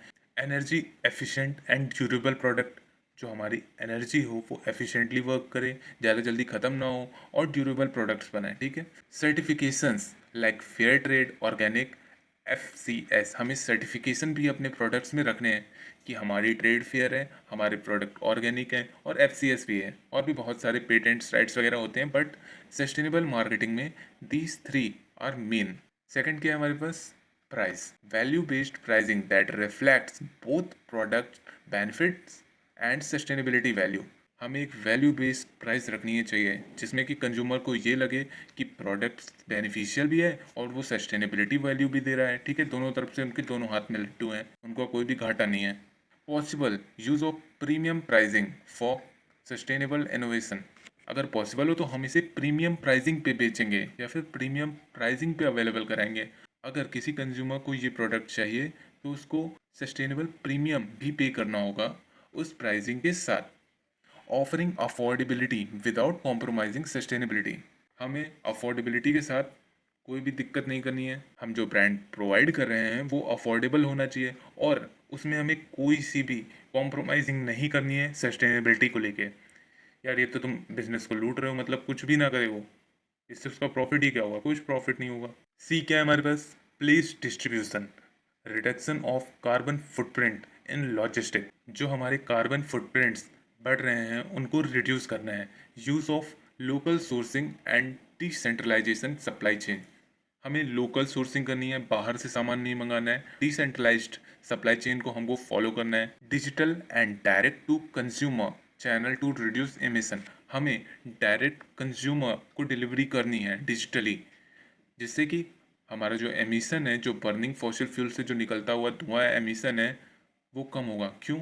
क्योंकि अगर हम डायरेक्ट कंज्यूमर तक नहीं पहुंचाएंगे तो पहले हम उसको होलसेलर तक पहुंचाएंगे ट्रांसपोर्ट करके, फिर होलसेलर उसको रिटेलर तक पहुंचाएगा ट्रांसपोर्ट करके, होलसेलर उसको रिटेलर के पास पहुंचाएगा ट्रांसपोर्टेशन करके, उसके बाद रिटेलर से हम जाएंगे सामान लेने ट्रांसपोर्टेशन करके। तो 3-4 बार हमारे यहाँ पे ट्रांसपोर्टेशन हो रहा है, जिससे कि एमिशन इफेक्ट बहुत ज़्यादा इंक्रीज हो रहा है। तो ये रिड्यूस करने के लिए कंज्यूमर डायरेक्ट परचेज कर सकता है डिजिटली प्लेटफॉर्म्स के जरिए, जिससे कि कंपनी डायरेक्ट कंज्यूमर को प्रोडक्ट अवेल करा सकती है। डी हमारे पास है promotion, transparent communication about sustainability efforts, जो भी चीज़ें हम कर रहे हैं अपने प्रोडक्ट में वो उसमें ट्रांसपेरेंसी होनी चाहिए, ट्रांसपेरेंट कम्युनिकेशन चैनल होना चाहिए कि हमने ये सस्टेनेबिलिटी की, ऐसा है हमारा प्रोडक्ट, ऐसा नहीं है हमारा प्रोडक्ट, सब कुछ हमें उनके सामने करना है। मतलब सामने नहीं करना, मतलब कि सब कुछ उनको पता लगते रहना चाहिए। अवॉइडिंग ग्रीन वॉशिंग, मतलब ग्रीन वॉशिंग नहीं करनी है। अगर तुम सस्टेनेबिलिटी वाला काम नहीं कर रहे हो फिर भी टैग लगा रहे हो कि सस्टेनेबल है, हम सस्टेनेबल हैं, तो ये बिल्कुल नहीं करना है। Story telling, social media campaign, eco labels and cause related marketing, हमें स्टोरी टेलिंग करनी है ग्रीन वॉशिंग से रिलेटेड, सॉरी इको सिस्टम से रिलेटेड, कि हमने सस्टेनेबिलिटी मार्केटिंग की, हमें उसकी स्टोरी टेलिंग करनी है। सोशल मीडिया पे हमें कैंपेन्स चलाने की, हमारा बिजनेस सस्टेनेबल प्रोडक्ट देता है, सस्टेनेबिलिटी मार्केटिंग चलाता है। इको लेबल्स हमको लगाने हैं कि इको फ्रेंडली हमारा सब कुछ, हम इसको रिसाइकल कर सकते हैं। ये सारी चीज़ें हमें अपने मार्केटिंग में डालनी है। अब हम फिफ्थ और लास्ट टॉपिक पढ़ेंगे इसका, जिसका नाम है holistic approach to sustainability marketing. A holistic approach integrates sustainability into every function and decision of the organization. Holistic approach में क्या होता है, हम सस्टेनेबिलिटी को इंटीग्रेट करके चलते हैं अपने ऑर्गेनाइजेशन में। सारे फंक्शन, सारे डिसीजन सस्टेनेबिलिटी को देख के लेंगे, उसी में ध्यान, उसी में डूब के लेंगे, सब कुछ उसी में करके लेंगे। प्रोडक्ट तो हम अपना सस्टेनेबल डेवलपमेंट कर ही, मार्केटिंग भी हम सस्टेनेबिलिटी मार्केटिंग कर रहे हैं, बट हमारा जो ऑर्गेनाइजेशन है, जितने भी फंक्शन हो, डिसीजन हो, सब में हॉलिस्टिक अप्रोच लेके चलनी है। सस्टेनेबिलिटी को इंटीग्रेट्स कर देना है सब में। Goes beyond marketing department includes sustainable production and operation. हमारा जो प्रोडक्ट हो वो सस्टेनेबली डेवलप हो, सस्टेनेबली उसका ऑपरेशन हो। Green finance and investment strategy.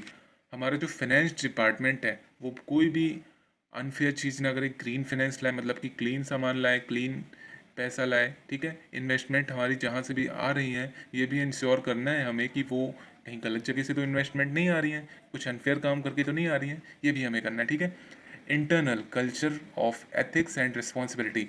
जो हमारे ऑर्गेनाइजेशन का इंटरनल कल्चर है, उसमें हमें ये जरूर देखना है कि एथिक्स एंड रिस्पॉन्सिबिलिटी है या नहीं है।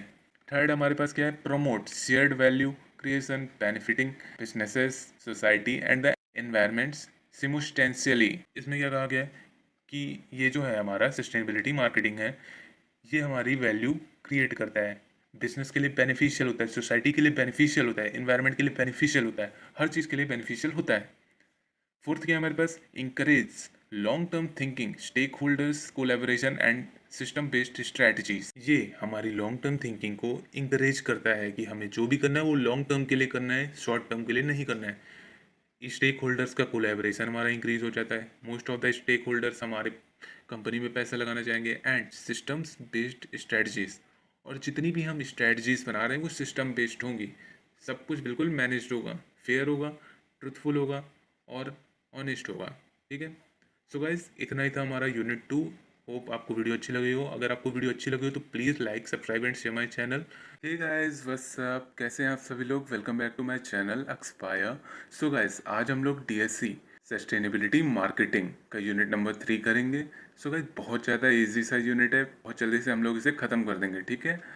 सो इस यूनिट में हम consumer behaviour and sustainability marketing के बारे में हम पढ़ेंगे। सो गाइस, बिना किसी टाइम वेस्टिंग के वीडियो को स्टार्ट करते हैं। पहला हमारा टॉपिक है अनसस्टेनेबल लाइफस्टाइल। देखते हैं इसमें क्या है इसकी definition. Lifestyle that involves over consumption of resources, generate excessive waste and negatively impact environmental and social system. So जो हमारी लाइफस्टाइल होती है, जब उसमें ओवर कंज्यूम्शन ऑफ रिसोर्सेज, मतलब बहुत ज़्यादा कंज्यूम्शन में हम रिसोर्सेज का यूज़ करने लगते हैं, जिससे कि बहुत ज़्यादा एक्सेसिव वेस्ट जनरेट होता है। मतलब कि हम बहुत ज़्यादा जंक फूड खा रहे हैं, हम बहुत सारी चीज़ों का यूज़ कर रहे हैं और उससे हम बहुत सारा वेस्ट क्रिएट कर रहे हैं। वो वेस्ट हमारे इन्वायरमेंट के लिए नेगेटिव इम्पैक्ट बन रहा है और ऑल्सो हमारे सोशल सिस्टम के लिए भी नेगेटिव इम्पैक्ट दे रहा है। जैसे कि मैं एग्जांपल देता हूँ, अगर एक जगह पे एक कार से 4 लोग जा सकते हैं, ठीक है, बट सब लोग अपनी अपनी कार से जा रहे हैं, तो यहाँ पे ओवर कंज्यूम्शन ऑफ रिसोर्सेस हो रहा है या नहीं हो रहा है। वो अलग अलग कार में पेट्रोल का रिसोर्स यूज़ कर रहे हैं या नहीं कर रहे हैं। इससे एक्सेसिव एमिशन जनरेट हो रहा है, मतलब पोल्यूशन तो जनरेट हो ही रहा है ना उनके व्हीकल से। एक्सेसिव वेस्ट मतलब कि पोल्यूशन जनरेट्स हो रहा है और वो पोल्यूशन हमारे इन्वायरमेंट को हार्म पहुंचा रहा है। जब इन्वायरमेंट को हार्म होगा तो सोशल सिस्टम कैसे सही रहेगा, लोग भी तो बीमार पड़ेंगे ना, सोसाइटी में भी तो बीमारी आएगी ना, डिजीज आएंगी ना। तो फिर ऐसा ही है, इसी को कहते हैं अनस्टेबल लाइफस्टाइल। चलिए हम इसके कुछ एग्जांपल्स देखते हैं। पहला एग्जांपल है excessive use of plastic and disposable goods. जैसे कि हम जब बाहर ट्रैवल करते हैं तो हम प्लास्टिक की बोतल का यूज़ करते हैं ना। हम ट्रेन में ट्रैवल करते हैं, बाहर ट्रैवल करते हैं, कहीं भी जाते हैं, हम प्लास्टिक की बोतल का यूज़ करते हैं और यूज़ करने के बाद हम उस बोतल को फेंक देते हैं। उसको हम रीयूज़ नहीं करते, हम फेंक देते हैं। डिस्पोजेबल ग्लास होते हैं, डिस्पोजेबल प्लेट्स होती हैं, हम उनको खाना खाने के टाइम यूज़ करते हैं जब हम बाहर जाते हैं, बट उसके बाद उनका क्या होता है, हम उसे फेंक देते हैं। आपको पता है प्लास्टिक को गलने में बहुत ज़्यादा टाइम लगता है, वो बहुत जल्दी नहीं गलता, और अगर नहीं गलता तो वो हमारी सॉइल के लिए नुकसानदायक होता है, ठीक है। Preference for fast fashion. आज की जनरेशन में सब लोग फास्ट फैशन अपना रहे हैं। जो भी कोई अगर मैंने किसी को देख लिया कि उसने ये पहना है तो मैं भी ये पहनूंगा, सब लोग ट्रेंड को फॉलो कर रहे हैं कि मैं भी ट्रेंडी बनूंगा, मैं भी चेंजी बनूंगा, सब कुछ मैं बनूंगा। High reliance on fossil fuels vehicle, हम बहुत ज़्यादा फॉसिल फ्यूल्स व्हीकल पे डिपेंड कर गए हैं। अगर हमें राशन लेने भी जाना है, सब्जी लेने भी जाना है ना, तब भी हमें जाना है स्कूटी में है, स्कूटी से नीचे तो कदम नहीं रखना है। तो हम इतना ज़्यादा डिपेंडेंट हो गए हैं फॉसिल फ्यूल्स पे। फोर्थ में हमारा क्या आ जाता है, over dependence on non renewable energy. Non renewable energy क्या होती है, वो एनर्जी जिसको हम दोबारा जनरेट नहीं कर सकते हैं। रिन्यूएबल सोर्स क्या होता है, सोलार एनर्जी हो जाता है, विंड एनर्जी हो जाता है। बट नॉन रिन्यूएबल में पेट्रोल, डीजल, कोल, ये सब हमारे नॉन रिन्यूएबल हैं।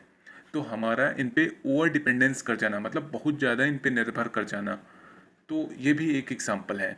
These life styles contribute to, ये लाइफ स्टाइल क्या कॉन्ट्रीब्यूट करती हैं, पहला कॉन्ट्रीब्यूशन है क्लाइमेट चेंज। अगर ये सब हुआ, फॉसिल फ्यूल्स को हम बहुत ज़्यादा यूज़ करने लगे, व्हीकल्स पे हम बहुत ज़्यादा रिलाई करने लगे, तो हमारा क्लाइमेट चेंज हो जाएगा। क्योंकि हम इन्वायरमेंट का ध्यान नहीं दे रहे हैं, हम सिर्फ अपनी नीड्स का ध्यान दे रहे हैं, सिर्फ अपना देख रहे हैं, क्लाइमेट का नहीं देख रहे हैं, एनवायरनमेंट का नहीं देख रहे हैं। तो एनवायरनमेंट चेंज होगा, रिसोर्स डिप्लेशन होगा। रिसोर्स डिप्लेशन मतलब सारे रिसोर्स खत्म हो जाएंगे अर्थ पर से। वैसे भी इतने कम रिसोर्स बचे हैं, मतलब कोल बहुत ज़्यादा कम बचा है। अगर हम उसको भी ओवर डिपेंडेंस करेंगे, बहुत ज़्यादा उसे यूज़ करेंगे, तो रिसोर्स डिप्लेशन हो जाएगा, ख़त्म हो जाएगा सब कुछ। तो फिर क्या होगा, हमारी आने वाली जनरेशन बस म्यूज़ियम में जाके देखेंगी कि ये अच्छा, ये कोल का टुकड़ा होता था, ओ ये वाली बोतल पेट्रोल की होती थी, अच्छा ऐसी स्मेल है पेट्रोल की, ऐसी स्मेल है डीजल की। इस टाइप से फिर वो लोग करेंगे, उनको यूज़ करने का मौका ही नहीं मिलेगा। पॉल्यूशन एंड इकोलॉजिकल इम्बैलेंस, अगर ये सब होगा तो पॉल्यूशन तो होगा ही, और इकोलॉजिकल इम्बैलेंस भी होगा। हमें इन्वायरमेंट को और अपने इकोलॉजिकल को बैलेंस में रखना चाहिए। बट अगर हम एक्सेसिव यूज़ करेंगे व्हीकल्स का, फॉसिल फ्यूल्स का, नॉन रिन्यूएबल एनर्जी का, तो इकोलॉजिकल एंड इन्वायरमेंट इम्बैलेंस हो जाएंगे। इसका सेकंड टॉपिक देखते हैं, dimensions of sustainable consumer behaviour. Sustainable consumer behaviour includes various dimension. So ये बहुत सारे डिमेंशन को इंक्लूड करता है। पहला डिमेंशन है environmental dimension, choosing product that reduce harm to the environment. मतलब कि हमें उस प्रोडक्ट का चॉइस करना चाहिए, उस प्रोडक्ट का सिलेक्ट करना चाहिए जो कि इन्वायरमेंट के लिए हार्मफुल ना हो, बिल्कुल भी हार्मफुल ना हो। जैसे फ्रेंडली पैकिंग हो गया, ग्रीन अप्लाइंसेस हो गए, इलेक्ट्रिक स्कूटी हो गई, या फिर पीतल का गिलास हो गया, लोहे का गिलास हो गया, चांदी का गिलास हो गया, इन सब का हमें यूज़ करना चाहिए। सेकंड क्या है हमारे पास, social dimension, supporting brands that uphold human rights, fair wages and ethical practices. हमें उन ब्रांड्स का सपोर्ट करना चाहिए जो कि ह्यूमन राइट्स के सपोर्ट करते हैं, फेयर वेजेस देते हैं अपने वर्कर्स को, और उनकी ऑर्गेनाइजेशन में एथिकल प्रैक्टिसेस होती हैं, किसी चीज़ की अनफेयरनेस किसी के साथ नहीं होती। तो हमें ऐसे ब्रांड्स को सपोर्ट करना चाहिए। थर्ड है हमारे पास economic dimension, spending wisely to promote local and sustainable businesses. हमें बिल्कुल सोच समझ के खर्चा करना चाहिए to promote local and sustainable businesses. Local में जो हमारे सस्टेनेबल बिजनेसेस हैं, जो कि हमें ग्रीन प्रोडक्ट्स देते हैं, हमें उन्हीं पे खर्चा करना चाहिए उनका बिजनेस बढ़ाने के लिए और सस्टेनेबल बिजनेस बढ़ाने के लिए। फोर्थ है हमारे पास personal responsibility, making conscious choice regarding needs versus wants. हमें अपनी चॉइसेस का ध्यान रखना चाहिए, हमें हमेशा अपनी नीड्स को फुलफ़िल करना चाहिए, वांट्स को भी करना चाहिए। बट अगर वांट्स कोई अनफेयर चीज़ें या फिर नीड कोई अनफेयर चीज़ है, तो हमें उसे छोड़ देना चाहिए। जैसे कि अगर मेरी वांट है, मैं ये चाहता हूँ कि मुझे ड्रग्स चाहिए, तो मुझे ये वांट छोड़ देनी चाहिए ना, क्योंकि ड्रग्स बनाने के लिए ना बहुत ज़्यादा एनवायरनमेंट ख़राब होता है। तो फिर ऐसी वांट्स और नीड्स ख़त्म कर देनी चाहिए, ठीक है। लास्ट है हमारे पास lifestyle thinking, considering the entire life of a product from promotion to disposal। हमें अपने प्रोडक्ट, हमने कोई प्रोडक्ट परचेज किया है, हमें किसी भी प्रोडक्ट का यूज़ उसके प्रोडक्शन से लेके उसके डिस्पोजल तक करना है, पूरी उसकी लाइफ साइकिल में। थर्ड है हमारे पास motives for adopting sustainable consumer behaviour. So पहला मोटिव है environmental concern, desire to reduce ecological damage and conserve nature. पहला हमारा मोटिव क्या है, जो हमारे इकोलॉजिकल में इतने सारे डैमेजेस हो रहे हैं उसको ठीक करना, हमारे नेचर को कंजर्व करना, मतलब कि बचाना, ठीक है। सेकंड क्या है, health and safety, preference for organic, chemical free and sustainable products. हमें उन प्रोडक्ट्स को अपनी प्रेफरेंस लिस्ट के टॉप पे रखना चाहिए जो कि ऑर्गेनिक हो, केमिकल फ्री हो और सस्टेनेबल प्रोडक्ट्स हो, मतलब कि क्लीन प्रोडक्ट्स हो, ग्रीन प्रोडक्ट्स हो, क्लीन प्रोडक्ट्स हो, बिल्कुल भी अनफेयर प्रोडक्ट्स ना हो। Ethical briefs supporting fair trade, cruelty free and social responsible companies. हमें फेयर ट्रेड को सपोर्ट करना चाहिए जो जिसमें कि बिल्कुल भी निर्दयता नहीं होनी चाहिए, और सोशल रिस्पॉन्सिबल कंपनीज को भी सपोर्ट करना चाहिए। ठीक है, मतलब कि जो कि सोसाइटी के बारे में थोड़ा सा काम कर रही हैं, जो कि सोसाइटी के बारे में सोचती हैं, थोड़ा अच्छे अच्छे काम करती हैं, उन कंपनीज का हमें सपोर्ट करना चाहिए। इसके बाद हमारा आ जाता है economic factor, long term cost saving. Example, energy efficient appliance. हमें वो चीज़ें खरीदनी चाहिए जो कि हमें लॉन्ग टर्म में कॉस्ट सेविंग प्रोवाइड करें। फॉर एग्जांपल, आज मैं सोलार कार खरीदूं तो इनिशियल कॉस्ट, स्टार्टिंग कॉस्ट तो उसकी बहुत ज़्यादा महंगी पड़ेगी, बट इन लॉन्ग टर्म मेरा पेट्रोल का खर्चा बचेगा, मैं घर ही में उसको चार्ज कर लूँगा, सूरज से ही उसको चार्ज कर लूँगा, मेरा फ्री में काम हो जाएगा। So, in compared to petrol and diesel car, solar car is more effective and efficient for me.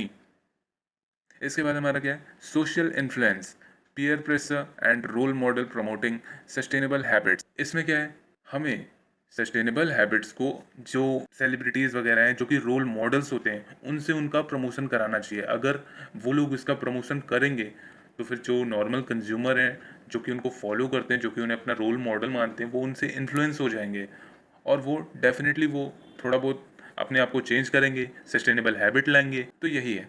इसके बाद क्या है, self identity and value. Consumers wise to align purchase with their personal ethics. Consumer को हमेशा अपने personal ethics को देख के परचेज करनी चाहिए। ठीक है, कोई भी सामान अगर कंज्यूमर ले रहा है तो उसके पर्सनल एथिक्स क्या कहते हैं उस सामान को लेके, कि वो इन्वायरमेंट के लिए सही है, हमारे लिए सही है या नहीं है। अगर नहीं है तो नहीं लेना चाहिए, और सही है तो ले लेना चाहिए। फोर्थ है हमारा attitude behaviour inconsistency in sustainable buying. First है इसमें, a common challenge in sustainability marketing is the gap between what consumers say and what they do. Sustainability marketing का सबसे बड़ा चैलेंज ये है कि जो गैप होता है ना, कंज्यूमर्स जो कहते हैं और जो करते हैं वो बहुत ज़्यादा होता है। कंज्यूमर कहते हैं हाँ हाँ हाँ, अब से मैं ग्रीन सामान लूँगा, अच्छा सामान लूँगा जो कि इन्वायरमेंट के लिए अच्छा हो। वहीं दूसरी तरफ फिर चले जाते हैं मैकडोनल्ड्स कुछ लेने, फिर चले जाते हैं, फिर चले जाते हैं बर्गर किंग, फिर चले जाते हैं डोमिनोज। ये जो गैप है, ये चैलेंज है। अब ये राउडी राठौर तो है नहीं कि जो बोलेंगे वो कर देंगे और जो नहीं बोलेंगे वो नहीं करेंगे। वही है ना इनका, कहते हैं कि मैं ग्रीन प्रोडक्ट लाऊंगा बट नहीं लाते, और उसी गैप को हम ग्रीन गैप भी कहते हैं। ठीक है, consumers express concern for the environment but fail to make sustainable purchase. Consumers expression तो दे देते हैं कि एनवायरनमेंट खतरे में है, ऐसा है, कंसर्न भी दिखा देते हैं कि अब से नहीं करेंगे, अब से वो नहीं करेंगे, ये यहाँ पे ध्यान रखेंगे, वहाँ ध्यान रखेंगे, लेकिन जब बारी आती है कि सस्टेनेबल परचेज करना है तो वहाँ वो फेल कर जाते हैं, नहीं यार कल करेंगे, कल करेंगे। इसके रीजंस क्या हैं, चलो हम रीजंस भी देख लेते हैं। Higher price of sustainable product, ये तो है, मतलब जो सस्टेनेबल प्रोडक्ट्स होते हैं उसके बहुत ज़्यादा हायर प्राइस होते हैं और ऊपर से वो प्रीमियम भी लेते हैं, तो फिर इसलिए वो अवॉइड कर देते हैं consumer. Because middle class family वाला बंदा कितना ही खर्चा कर देगा, एट द एंड उसको अपने उस पर आना ही पड़ेगा, जितनी उसकी मतलब कि जितना वो एक्सपेंस कर सकता है उतने भी उसको आना होगा, वो हवा में नहीं उड़ सकता। Lack of availability of awareness का भी वो होता है, कुछ लोग को पता ही नहीं है सस्टेनेबल परचेज क्या होती है, सस्टेनेबल प्रोडक्ट क्या होते हैं, तो हमें उनको पहले अवेयरनेस देनी होगी, सबको अवेयरनेस प्रोवाइड करनी होगी। हैबिचुअल बाइंग बिहेवियर, अब किसी की आदत ही है रोज रोज डोमिनोज जाने की, रोज बाहर का खाने का, रोज बिस्लरी पीने का, रोज गेड़ियाँ मारने का, तो हम उनका कुछ नहीं कर सकते। अब वो आदत से मजबूर है, क्या करो लेडीज, मैं हूँ आदत से मजबूर, वही है अला हाल है उन लोग का। फोर्थ में क्या आ जाता है, doubts about product claim, trust issues. इसमें भी ट्रस्ट इशूज आ जाते हैं, जैसे कि सस्टेनेबल परचेस करेंगे तो क्या ये सही चलेगा। जैसे मेरे दिमाग में भी कभी कभी आया था कि अगर मैं ईवी ले लूँगा तो क्या वो सही काम करेगी, कहीं बीच में रुक गई तो, दिक्कत आ गई तो मैं धक्का कैसे मारूंगा, चार्जिंग स्टेशन कहाँ ढूंढूंगा। इस टाइप्स के डाउट वाउट मुझे भी आते, तो वैसे ही कंज्यूमर्स के भी दिमाग में बहुत सारे डाउट्स आए होंगे प्रोडक्ट्स रिलेटेड। फिफ्थ क्या है, inconvenience compare to conventional option. जैसे अभी मैंने ईवी का एग्जांपल लिया, वो सस्टेनेबल परचेज करने में कन्वीनियंट नहीं है। जो उसके अपोजिट में उसका कन्वेंशनल ऑप्शन है जैसे कि पेट्रोल एंड डीजल कार, वो ज़्यादा कन्वेंसेबल हैं कस्टमर के लिए, क्योंकि वो पेट्रोल की बोतल को जेब में भर के ले जा सकते हैं, वो पीछे पेट्रोल का डिब्बा कैरी कर सकते हैं, पेट्रोल पंप भी इधर उधर मिल जाएंगे। बट अगर मैं ईवीज़ का कंपेयर करूं तो उसमें उन्हें इनकन्वीनियंस का सामना करना होगा, बिकॉज चार्जिंग स्टेशन बहुत कम है, तो उनको इनकन्वीनियंस होगा। और वो पूरा घर तो अपने साथ लेके जाएंगे नहीं कि जहाँ पे रुको वहीं पे चार्ज कर लो, ऐसा नहीं होता ना। तो इस वजह से वो कन्वेंशनल ऑप्शन को चुन लेते हैं। फिफ्थ है हमारे पास environmental consciousness, refers to a consumer's awareness, concern and knowledge about environmental issue। जो कंज्यूमर्स होते हैं उन्हें अवेयरनेस होती है, ठीक है, कंसर्न भी वो दिखाते हैं एंड नॉलेज भी होती है अबाउट एनवायरमेंट इशू, ठीक है, उनको सब कुछ पता होता है कि कहाँ क्या हो रहा है, कहाँ क्या नहीं हो रहा है। Environmentally conscious consumers are more likely to choose sustainable alternatives. जितने भी इन्वायरमेंटली कॉन्शियस कंज्यूमर्स होते हैं ना, वो कुछ भी हो जाए वो सस्टेनेबल अल्टरनेटिव ही लेंगे, चाहे महंगा हो, तुम उनका घर बेच दो, कुछ भी ले लो, लेकिन वो वही लेंगे, ठीक है। सेकंड क्या है, tend to support, sorry spelling mistake है, trend to support eco labels and certification. उनको एक ट्रेंड होता है कि मैं इको लेबल को सपोर्ट करूंगा, सर्टिफिकेशन को सपोर्ट करूंगा, इस टाइप का सपोर्ट करूंगा, इस वजह से वो इन्वायरमेंट के लिए इतना कॉन्शियस होते हैं। इसके बाद क्या है, are informed about ecological impact of their actions. उन्हें ये पता होता है कि ये जो आज वे कर रहे हैं उनका आगे क्या इम्पैक्ट होगा, इकोलॉजिकल पे क्या इम्पैक्ट पड़ेगा, इस वजह से कर रहे हैं कि आगे इकोलॉजिकल सही हो जाएगा, नेचर सही हो जाएगा, तबीयत कम खराब होगी, देश का भला होगा, अर्थ का भला होगा, सब चीज़ का भला होगा, वो सब लोग के बारे में सोच लेते हैं। Higher consciousness lead to greater acceptance of green product and practices. जो ज़्यादा ही कॉन्शियसनेस दिखा रहा है, बहुत ज़्यादा कॉन्शियस है सस्टेनेबल प्रोडक्ट को लेके, तो वहाँ पे ग्रेटर एक्सेप्टेंस हो जाती है ग्रीन प्रोडक्ट्स और प्रैक्टिसेस की। बहुत ज़्यादा उनको एक्सेप्टेंस मिलेगी, बहुत ज़्यादा उनका प्रॉफिट होगा, बहुत सारा सब कुछ हो जाएगा। और नेचर का तो बेनिफिट ही है, उसको तो बेनिफिट मिलेगा ही। सिक्स्थ है हमारे पास sustainable consumption belief, social norms, value. तो हम इसका पहला देखेंगे बिलीफ। बिलीफ में क्या है, personal conviction about the effectiveness and necessity of sustainable action. किसी इंसान को जब पर्सनली कन्विक्शन हो जाती है, पता लग जाता है कि अगर हम ये नहीं करेंगे तो फिर ये हमारे सस्टेनेबल एक्शन में इफेक्टिवनेस का रोल करेगी। जैसे कि अगर हमें विश्वास है कि हम फास्ट फैशन को लेस अमाउंट में परचेज करेंगे, उससे हमारा जो कार्बन फुटप्रिंट है वो रिड्यूस हो जाएगा। सेकंड देखते हैं सोशल नॉर्म्स, सोशल प्रेशर और expectations to behave in a sustainable manner can be descriptive. People like me are doing it, मतलब लोग मुझे पसंद करते हैं जब मैं ये काम करता हूँ सस्टेनेबल मैनर का। Injunctive norm, people expect me to do this, लोग मुझसे एक्सपेक्ट करते हैं कि मैं ये काम करूँ, सस्टेनेबल प्रोडक्ट खरीदूँ, ये करूँ। तो मतलब इसमें सब कुछ एक्सपेक्टेशन का खेल है, लोगों के लिए हम सब कुछ करेंगे। अगर लोग हमें पसंद कर रहे हैं तब हम कोई सामान खरीद ले रहे हैं, अगर लोग हमसे एक्सपेक्ट कर रहे हैं कि तुम ये खरीद लो, ये खरीद लो, तुम थोड़ा एनवायरनमेंट का ध्यान दो, तो इस टाइप से हम एक्सपेक्टेशन पे पूरा ही चलता है, ठीक है। सी क्या है हमारे पास, value, core guiding principle that influence behavior such as altruism, care of others। हमें हमें औरों की फिक्र है, हमें वैल्यू पता है कि एनवायरनमेंट की वैल्यू, इकोलॉजी की वैल्यू क्या है, और हमें सबकी फिक्र है, इस वजह से हम ऐसा कर रहे हैं। बायोस्फेरिक वैल्यू, केयर ऑफ नेचर, हमें नेचर की बहुत ज़्यादा कदर है कि नेचर ख़त्म हो गया तो हम कहीं पे नहीं जा पाएंगे, हम ऐसे ही ख़त्म हो जाएंगे। इसके बाद क्या है, सेल्फ ट्रांसेंडेंस, स्पिरिचुअल और मॉरल इंटीग्रिटी, हमारे अंदर से भाव आ रहे हैं, हमारे अंदर मॉरल इंटीग्रिटी हमारी मॉरल इंटीग्रिटी जग रही है कि हमें सोशल, कि हमें सस्टेनेबल परचेज करना है, सस्टेनेबल मार्केटिंग करना है, सस्टेनेबली सब कुछ करना है, ठीक है। सेवेंथ में हमारा क्या चाहता है, cases of mindful consumption and responsible consumption. Mindful consumption देखते हैं हम पहले। Consumers make informed and conscious choice about what and how they consume. इसमें बताएं, कंज्यूमर अपनी इन्फॉर्म्ड एंड कॉन्शियस चॉइस बनाते हैं कि वो क्या कंज्यूम करेंगे और उससे क्या फ़ायदा है उनको, और वो कैसे उसको कंज्यूम करेंगे, ठीक है। जैसे कि ये फोकस करता है रिड्यूस वेस्ट, कंज्यूमर जो है हमारा रिड्यूस वेस्ट पे फोकस करेगा कि कोई भी वेस्ट ना हो, हमारे कहीं से भी कुछ भी वेस्टिंग ना हो। अंडरस्टैंडिंग प्रोडक्ट ओरिजिन, प्रोडक्ट कैसे बना उसकी अंडरस्टैंडिंग होनी चाहिए। अवॉइडिंग इम्पल्सिव बाइंग, हमें बिल्कुल बल्क में भर भर के नहीं खरीद लेना है, कि हम बिल्कुल बहुत सारा सामान खरीद लें, ठीक है, ऐसा नहीं होना चाहिए। एग्जांपल्स देखते हैं। Choosing reusable product over disposable. हमें हमें उन सामान को परचेज करना चाहिए जो कि रीयूजेबल हो, हम उसको बार बार यूज़ कर सकें। डिस्पोजेबल नहीं होना चाहिए। डिस्पोजेबल मतलब कि डिस्पोजेबल वाले वो ग्लास आते हैं ना 2 रुपए वाले, हमें वैसे सामान नहीं चाहिए। हमें एक लोहे का गिलास दे दो या हमें एक कांच का गिलास दे दो, हम उसको बार बार उसी में धो धो के पी लेंगे, कोई दिक्कत नहीं है, ठीक है। Reading labels for ethical sourcing. हमें पहले लेबल अच्छे से पढ़ने हैं कि वो रियली में एथिकल सोर्स है या नहीं है। Limiting unnecessary purchase. हमें अननेसेसरी परचेज पे लिमिट लगानी है, कुछ भी इधर उधर से कुछ भी नहीं खरीद लेना है, ठीक है। इसके बाद बी में हमारा क्या रहता है, responsible consumption goes beyond individual mindfulness to include ethical social and environmental responsibility. इसके पूरा इंडिविजुअल के माइंड पे डिपेंड करता है कि वो कैसे एथिकल सोशल और एनवायरमेंटल रिस्पॉन्सिबिलिटी लेता है, ठीक है। इसमें क्या क्या इन्वॉल्व होता है, supporting sustainable and local businesses.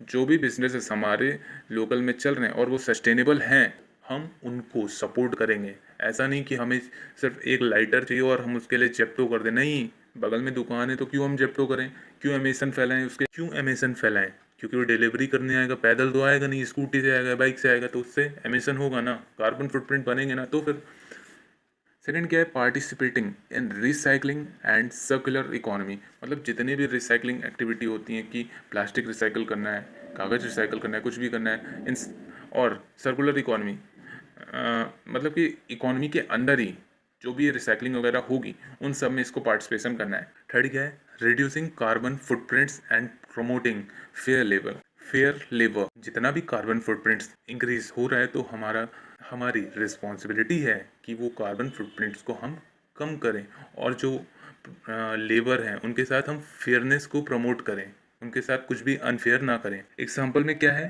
Buying from B corporation. B corporation मतलब क्या होता है, बिजनेस कॉरपोरेशन। हमें डायरेक्ट बिजनेस से परचेज करना चाहिए। ऐसा क्यों इन्होंने कहा, अगर हम ऐसा करेंगे तो जितने भी कार्बन फुटप्रिंट्स एमिशन डिलीवरी करने में डिफरेंट डिफरेंट लोगों से ट्रांसपोर्टेशन करने में फैलता है वो कम हो जाएगा। डायरेक्ट डिलीवरी प्रोड्यूसर से कंज्यूमर तक आएगी। सेकंड क्या है, participating in by nothing movement. ये वो मूवमेंट होता है जिसमें हम पार्टिसिपेट करते हैं तो हम कुछ नहीं खरीदते, हम कुछ नहीं खरीदेंगे आज से, बाय नथिंग। थर्ड में क्या है, investing in slow fashion and organic goods. हमें फास्ट फैशन की तरफ नहीं जाना है, हमें स्लो फैशन ही हमारे लिए ठीक है, हम कछुए ही ठीक है। और हाँ, इनऑर्गेनिक फूड की तरफ नहीं जाना, हमें ऑर्गेनिक फूड को सपोर्ट करना है। अगर हम ऐसा करेंगे तो हमारा जो इकॉनमी है, हमारा जो एनवायरनमेंट है, हमारा जो इकोलॉजी है, वो सब कुछ अच्छे से बैलेंस काम करेगा, ठीक है। सो गाइस इतना ही था हमारी यूनिट नंबर 3 में। होप गाइस आपको वीडियो अच्छी लगी हो। अगर आपको वीडियो अच्छी लगी हो तो please like subscribe and comment. Hey guys what's up, कैसे हैं आप सभी लोग, welcome back to my channel. So guys आज हम लोग डीएससी सस्टेनेबिलिटी मार्केटिंग का यूनिट नंबर 4 करेंगे। सो गाइस इस यूनिट में sustainability and marketing mix decision के बारे में हम पढ़ेंगे। बहुत ज़्यादा इजी सा यूनिट है, हम बहुत जल्दी से कर लेंगे। सो बिना किसी टाइम वेस्टिंग के हम वीडियो को अपना स्टार्ट करते हैं। सो जो पहला हमारा टॉपिक है वो है developing and reinforcing behaviour through the 3 R's, recycle, reuse, reduce. पहले हम रिसाइकल देख लेते हैं। Involves converting waste into reusable material. ये जो है रिसाइकल है हमारा, ये किसी भी वेस्ट को रीयूजेबल मटेरियल में कन्वर्ट करने का काम करता है, ठीक है। सेकंड क्या है, encourage responsible disposal and circular use of resource. ये इंकरेज करता है लोगों को कि रिस्पॉन्सिबली किसी भी प्रोडक्ट को डिस्पोज करो एंड उसको सर्कुलर यूज़ करो। जैसे कि मैं एग्जांपल दूं, मैं कपड़ा लेता हूँ, मैं टी शर्ट लिया, मैंने उसे पहना, मेरे भाई ने पहना, उसके बाद उसके भाई ने उससे उससे छोटे वाले ने पहना, और जब बिल्कुल छोटा हो गया तो मैंने उसे फाड़ के पोछा बना दिया। फिर पोछे से भी जब रिटायर हो गया तो मैंने उसे किसी और चीज़ को साफ करने का बना दिया। तो यहाँ पे हमने उस टी शर्ट का सर्कुलर यूज़ किया ना, उसकी लाइफ टाइम बढ़ा दी हमने। तो ऐसा ही होता है, ठीक है। थर्ड क्या है इसमें, helps reduce pollution, landfill waste and energy consumption. ये जो है हमारे पॉल्यूशन को कम करने का काम करता है, लैंड में जो वेस्ट होता है मतलब ज़मीन पे जो वेस्ट पड़ा होता है उसको कम करने का काम करता है, और एनर्जी कंजम्पशन को रिड्यूस करने का भी काम करता है। क्योंकि अगर हम सेम प्रोडक्ट को अगेन एंड अगेन यूज़ करेंगे तो उसे दोबारा हम खरीदेंगे नहीं, नहीं खरीदेंगे ना, और जब हम नया प्रोडक्ट नहीं खरीदेंगे तो उस प्रोडक्ट की मैन्युफैक्चरिंग में जो एनर्जी लगेगी वो एनर्जी हमारी कंज्यूम हो गई, रिड्यूस हो गई। तो फिर यही होता है हमारा रिसाइकल। इसके मार्केटिंग एप्लीकेशन अब हम लोग देखते हैं। Promoting products made from recycled content. हमें उन प्रोडक्ट्स को प्रमोट करना चाहिए जो कि रिसाइकल कंटेंट से बने हों। जैसे रिसाइकल की हुई प्लास्टिक हो गई, उनसे जो प्रोडक्ट बने हुए हैं उनको हमें प्रमोट करना चाहिए। सेकंड क्या है, encouraging customers to return packaging और ओल्ड प्रोडक्ट्स फॉर रिसाइकलिंग। हमें कस्टमर्स को इंकरेज करना चाहिए कि जो भी उन्होंने सामान परचेज किया है उसकी जो पैकेजिंग है उनको उस पैकेजिंग को उसे रिटर्न कर देना चाहिए। बिकॉज सामान खरीदने के बाद उस पैकेजिंग का तो उन्हें काम है नहीं, तो जो हमारे प्रोड्यूसर्स हैं, जो हमारी कंपनीज हैं, उनको उस पैकेजिंग को रिटर्न कर देना चाहिए ताकि नई पैकेजिंग बनाने के लिए कोई भी पेड़ ना कटे, नया पेपर ना यूज़ हो। इस वजह से, और जो हमारा पुराना सामान होता है तो उसको रिसाइकल करना चाहिए, मतलब उसको रीयूज़ करना ही चाहिए। जैसे कि मैंने टी शर्ट का भी एग्जाम्पल दिया, तो उसको रिसाइकल करना चाहिए ऐसे ही। अब हम पढ़ेंगे रीयूज। फर्स्ट क्या है, focuses on extend the life cycle of the product. As I said before, T shirt पहले मैंने पहना, फिर मेरे छोटे भाई ने पहना, फिर उसके भी छोटे भाई ने पहना, फिर उसके बाद उसका पोछा बना, फिर उससे कहीं साफ करने का कपड़ा बना। यहाँ पे हमने प्रोडक्ट की लाइफ साइकिल बढ़ा दी। तो यही होता है। Second, minimize the waste by encouraging consumer to find new use for item। वही जो मैं बार बार बोल रहा हूँ, नया यूज़ करना है इस प्रोडक्ट का। जैसे कि मैंने एक मोबाइल ख़रीदा, एप्पल का मोबाइल था मेरे पास, ठीक है, और मुझे अब नया मोबाइल ख़रीदना है। तो जो मेरा पुराना मोबाइल है उसे मैं फेंकूंगा थोड़ी ना, उसे मैं मेरी बहन को दे दूंगा या मेरे घर में किसी को दे दूंगा, और वो जब नहीं चलाएंगे तो उसको मैं किसी और को दे दूंगा। तो यहाँ पे मैं एक मोबाइल को बहुत बार रीयूज़ कर रहा हूँ। कपड़े में भी हम रीयूज़ करते हैं, मोबाइल में भी करते हैं, हर चीज़ में हम लोग रीयूज़ करते हैं। इसके मार्केटिंग एप्लीकेशन हम देखते हैं। Designing durable and refillable product. हमेशा वैसे प्रोडक्ट्स डिज़ाइन करने चाहिए जो कि बहुत ज़्यादा ड्यूरेबल हो या फिर रीफिलेबल हो। रीफिलेबल मतलब कि जैसे कि लाइटर हो गया, उसमें जो ऑयल पड़ता है वो रिफिल हो सकता है, तो वो रीयूजेबल हो जाता है, रीफिलेबल प्रोडक्ट है। सेकंड क्या है, launching campaigns on upcycling and second hand use. हमें ऐसे कैंपेन्स लॉन्च करने चाहिए जिससे कि upcycling and second hand use को बढ़ावा मिले। जैसे कि कोई भी सेकंड हैंड गुड्स है तो उसको यूज़ करने में बढ़ावा मिले कि लोग उसको बेझिझक यूज़ करें। इसके बाद क्या हमारा, reduce, encourage minimizing resource use in production and consumption. हमें हमेशा इंकरेज करना चाहिए कि जो रिसोर्स हम प्रोडक्शन एंड कंज्यूमशन के लिए यूज़ कर रहे हैं वो हमेशा मिनिमाइज क्वांटिटी में होना चाहिए। सेकंड क्या है, aims to cut down waste, energy use and excessive consumption. हमारा एम होना चाहिए कि जो वेस्ट बहुत ज़्यादा जनरेट हो रहा है तो उसे हम कट डाउन करें, एनर्जी जो बहुत ज़्यादा यूज़ हो रही है उसे हम लिमिट में यूज़ करें, और एक्सेसिव कंजप्शन जो हो रहा है गुड्स का उसे भी हम लिमिट में कंज्यूम करें। इसके मार्केटिंग एप्लीकेशंस क्या है, promoting minimalistic eco efficient product design. हमेशा minimalistic eco efficient product design बनानी चाहिए। जैसे कि वो प्रोडक्ट्स जो कि इको इफिशिएंट प्रोडक्ट हों, इकोलॉजी के हिसाब से बने हों, उन प्रोडक्ट्स को हमें प्रमोट करना चाहिए। Educating consumer on responsible uses. हमें अपने कंज्यूमर्स को एजुकेट करना चाहिए कि वो कोई भी प्रोडक्ट को रिस्पॉन्सिबली यूज़ कैसे कर सकते हैं। सेकंड टॉपिक क्या है हमारा, sustainable products. Products designed with minimal environmental impact across their life cycle. Products हमेशा ऐसे बनाने चाहिए जो कि एनवायरनमेंट को ज़्यादा इम्पैक्ट ना करें। अक्रॉस देयर लाइफ साइकिल मतलब कि जब तक वो प्रोडक्ट है तब तक एनवायरनमेंट को कोई खतरा उस प्रोडक्ट से ना हो। सेकंड क्या है, must meet consumers needs without compromising environment integrity. Consumers की नीड के साथ कॉम्प्रोमाइज़ नहीं करना चाहिए और हमें एनवायरनमेंट की इंटीग्रिटी के साथ भी कॉम्प्रोमाइज़ नहीं करना है। तो हमें ऐसा प्रोडक्ट लाना है कि कंज्यूमर की नीड्स भी पूरा हो जाए और एनवायरनमेंट की इंटीग्रिटी भी ना खराब हो। जैसे कि ईवीज, हमारा ट्रांसपोर्टेशन तो हो रहा है बट एनवायरनमेंट की इंटीग्रिटी भी नहीं खराब हो रही है, कुछ भी गलत नहीं हो रहा है। तो ऐसा। इसके फीचर्स क्या हैं, मेड विद रिन्यूएबल, बायोडिग्रेडेबल और रिसाइकल्ड मटेरियल। जो भी हम प्रोडक्ट ले रहे हैं वो रिन्यूएबल सोर्स से बना हो, बायोडिग्रेडेबल से बना हो या फिर रिसाइकल्ड मटेरियल से बना हो। सेकंड क्या है, energy efficient during use. Energy जो है वो बहुत ज़्यादा एफिशिएंट हो, बहुत ज़्यादा लॉन्ग टाइम के लिए यूज़ हो सके। थर्ड क्या है, सेफ एंड नॉन टॉक्सिक। जो प्रोडक्ट है वो सेफ होना चाहिए और नॉन टॉक्सिक होना चाहिए, बिल्कुल भी खतरा नहीं होना चाहिए। फोर्थ क्या है, designed for longevity and end of life recovery.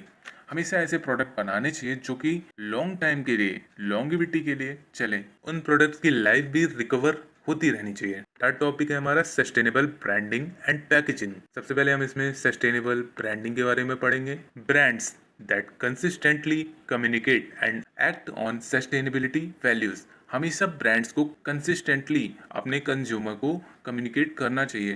किस लिए? सस्टेनेबिलिटी की वैल्यूज़ बतानी चाहिए, उनको कंटिन्यूसली बतानी चाहिए। अगर उनका प्रोडक्ट सस्टेनेबल है तो उनको उसकी वैल्यूज़ बतानी चाहिए, ताकि इससे हमारा जो कंज्यूमर है वो इन्फ्लुएंस हो जाए। Builds long term trust and loyalty. हमें हमारे कस्टमर के साथ लॉन्ग टर्म की ट्रस्ट एंड लॉयल्टी बनानी चाहिए। Emphasize transparency, purpose driven identity and social impact. हमेशा हमारे प्रोडक्ट का और हमारे कंज्यूमर के बीच का ट्रांसपेरेंसी होनी चाहिए।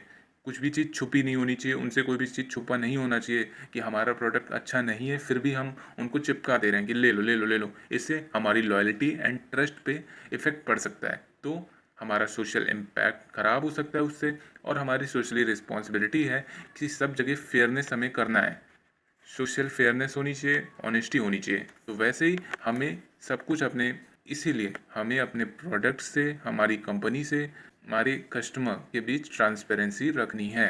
अब हम पढ़ेंगे sustainable packaging. Packaging that minimize environmental footprints. हमेशा वैसी पैकेजिंग का यूज़ करना है जो कि एनवायरमेंटल फुटप्रिंट्स को मिनिमाइज करें, कम करें। की प्रैक्टिसेस क्या हो सकती हैं इसकी? Using recyclable, compostable and biodegradable material. हमेशा रिसाइकलेबल मटेरियल यूज़ करना चाहिए, बायोडिग्रेडेबल मटेरियल यूज़ करना चाहिए, ठीक है। सेकंड क्या है, reducing packaging size and wait.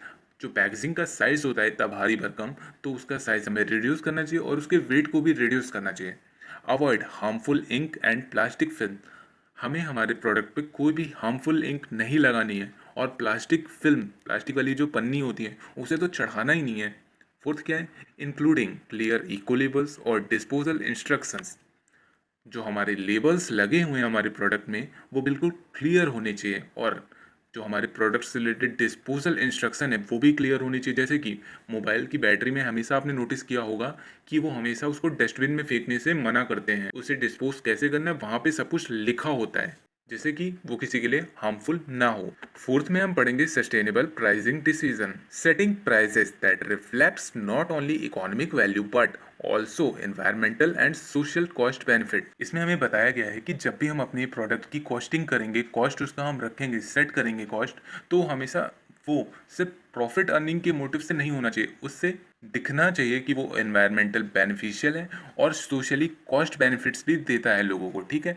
अब हम इसमें पढ़ेंगे प्राइसिंग स्ट्रेटजीज इंक्लूड्स, मतलब कि कौन कौन सी प्राइसिंग स्ट्रेटजीज हैं। पहला क्या है, premium pricing for green innovation. हम अपने प्रोडक्ट पे प्रीमियम प्राइसिंग चार्ज कर सकते हैं। अगर हमारा प्रोडक्ट ग्रीन इनोवेशन है या फिर हम सस्टेनेबल प्रोडक्ट दे रहे हैं, तो हम उसके लिए प्रीमियम प्राइसिंग चार्ज कर सकते हैं। Cost based pricing incorporating eco friendly production cost. जितना भी हमारा मैन्युफैक्चरिंग कॉस्ट लगा है उतना प्लस हम थोड़ा सा प्रीमियम ले सकते हैं। Subsidize pricing to increase access to sustainable product. हमें सब्सिडी भी प्रोवाइड करनी है अपने प्रोडक्ट पे। जैसे कि ईवीज हैं तो उसमें बहुत सारी सब्सिडीज गवर्नमेंट प्रोवाइड करती है, ताकि जो हमारे कंज्यूमर हैं, कस्टमर हैं, मिडिल क्लास पर्सन है, वो उसको ईजिली अफोर्ड कर पाएँ। Balancing affordability with long term environmental value.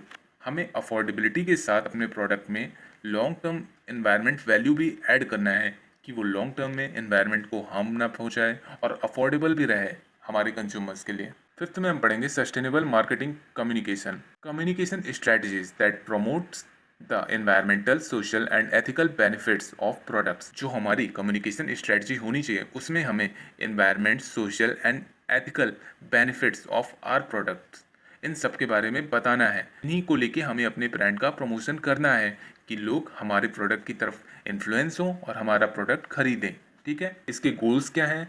Educate consumers. हमारा गोल है कि हम अपने कम्युनिकेशन से जितने हमारे कंज्यूमर हैं उनको एजुकेशन दें हमारे प्रोडक्ट के बारे में, और अवेयरनेस दें कि सस्टेनेबल प्रोडक्ट्स होते क्या हैं। Build credibility and transparency.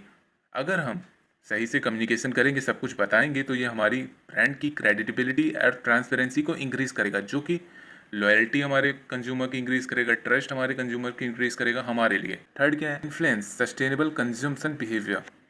अगर हम इतना सब कुछ करेंगे तो ये हमारी ऑडियंस को इन्फ्लुएंस करेगा सस्टेनेबल कंज्यूमशन की तरफ जाने में। वो किसी भी प्रोडक्ट को नहीं खरीद लेगा, वो फिर जाएगा सस्टेनेबल कंज्यूमशन की तरफ। टैक्टिक्स इंक्लूड, टैक्टिक्स मतलब टेक्निक्स, हम कौन कौन सी टेक्निक्स से कर सकते हैं। पहली टेक्निक है ग्रीन स्टोरी टेलिंग। हम green story telling, sustainable story tellings कर सकते हैं कंज्यूमर के सामने। इम्पैक्ट रिपोर्टिंग, जितना भी इम्पैक्ट पड़ा है हमारे एनवायरनमेंट पे, हमारे इकोलॉजी पे, हम उसको दिखा के हम उन्हें रिपोर्टिंग कर सकते हैं, उन्हें बता सकते हैं। Using honest verifiable sustainability claims, avoiding green washing. हम अपना ऑनेस्ट वेरीफेबल देंगे, सस्टेनेबिलिटी हम जो क्लेम करते हैं वो रियल है हमारी, और हम कोई भी किसी प्रकार का ग्रीन वॉशिंग नहीं करते हैं। ये सब हमें बताना है हमारे कंज्यूमर को, बिकॉज बहुत सारी कंपनीज ग्रीन वॉशिंग करती हैं। That's why consumer not believe to all company. तुम्हें पता है बहुत सारी कंपनीज ना ग्रीन वॉशिंग करती हैं, वो कुछ नहीं देती हैं, सस्टेनेबिलिटी नहीं देती हैं और एक्स्ट्रा चार्ज कर लेती हैं। इस वजह से कंज्यूमर बिलीव ही नहीं करते हैं। सिक्स क्या है? Sustainability and promotion mix decision, incorporating sustainability into each element of the promotion mix. First है हमारे पास promotion mix advertising, highlighting eco benefits of products in a truthful and engaging manner। हमें अपने प्रोडक्ट्स को ecological benefit बताना है, हमें उसी चीज़ को हाईलाइट करना है, वो भी ट्रुथफुल और इंगेजिंग मैनर में। हमें कुछ भी झूठ नहीं बोलना है, हमें जो भी बोलना है वो ट्रुथफुल बोलना है, इंगेजिंग मैनर में बोलना है, ताकि हमारी ऑडियंस हमारे एडवर्टाइज की तरफ इंटरेक्ट हो, सस्टेनेबल परचेज करे। इसके बाद हमारा आ जाता है sales promotion, eco campaigns like buy back, discount और रिफिल्स और ट्रेड इन ऑफर्स। जैसे कि इसमें क्या होता है, इसमें हम डिस्काउंट्स प्रोवाइड करते हैं। जैसे कि कोई लाइटर है 10 रुपये का, ठीक है, तो दोबारा 10 रुपये का लाइटर लेने से अच्छा हम उसे 5 रुपये का रिफ़िल करवा सकते हैं, हम उसे 5 रुपये की रिफ़िल में डिस्काउंट दे सकते हैं। तो इससे सेल्स प्रमोशन भी होगा और हमारा सस्टेनेबल ग्रोथ भी होगा। सी में हमारा आ जाता है public relation, CSR activities, sustainability reporting, community initiative. CSR corporate social responsibilities. अगर कोई भी कंपनी CSR करती है, CSR एक्टिविटी करती है, तो फिर डेफिनेटली उसकी रेप्यूटेशन इंक्रीज होती है और गुडविल तो इम्प्रूव होती ही है। सस्टेनेबिलिटी रिपोर्टिंग करनी है, कम्युनिटी इनिशिएटिव लेने हैं, मतलब कि जितनी भी कम्युनिटी में इन्वायरमेंट से रिलेटेड गलत चीज़ें हो रही हैं तो उनको ठीक करना है, इनिशिएटिव लेना है पब्लिक रिलेशन को, ठीक है। डी में हमारा क्या आ जाता है? Personal selling, educating consumer and green feature and uses, educating consumers about green features and uses. Personal selling में क्या हो जाता है, हम किसी भी पर्सनल कंज्यूमर को ग्रीन फीचर्स के बारे में बताते हैं, उसके यूजेस बताते हैं, एजुकेट करते हैं, तो और हम उसे पर्सनल सेलिंग भी कर देते हैं उस प्रोडक्ट की, तो इसे हम कहते हैं personal selling. Direct marketing, using digital platform to reduce paper waste while delivering personalized message about sustainable practices. इसमें क्या होता है, हम डिजिटल प्लेटफॉर्म का यूज़ करते हैं रिड्यूस करने के लिए पेपर वेस्ट को, बिकॉज अगर हम पैम्पलेट्स बांटेंगे तो बहुत सारा पेपर वेस्ट होगा, तो इस वजह से हम डिजिटल प्लेटफॉर्म का यूज़ करते हैं, हम सबको पर्सनलाइज्ड मैसेज भेजते हैं सस्टेनेबल प्रैक्टिसेस के लिए। सेवेंथ हमारा आ जाता है marketing channels and sustainable supply chain. पहला इसमें मार्केटिंग चैनल्स, चलिए मार्केटिंग चैनल्स देखते हैं।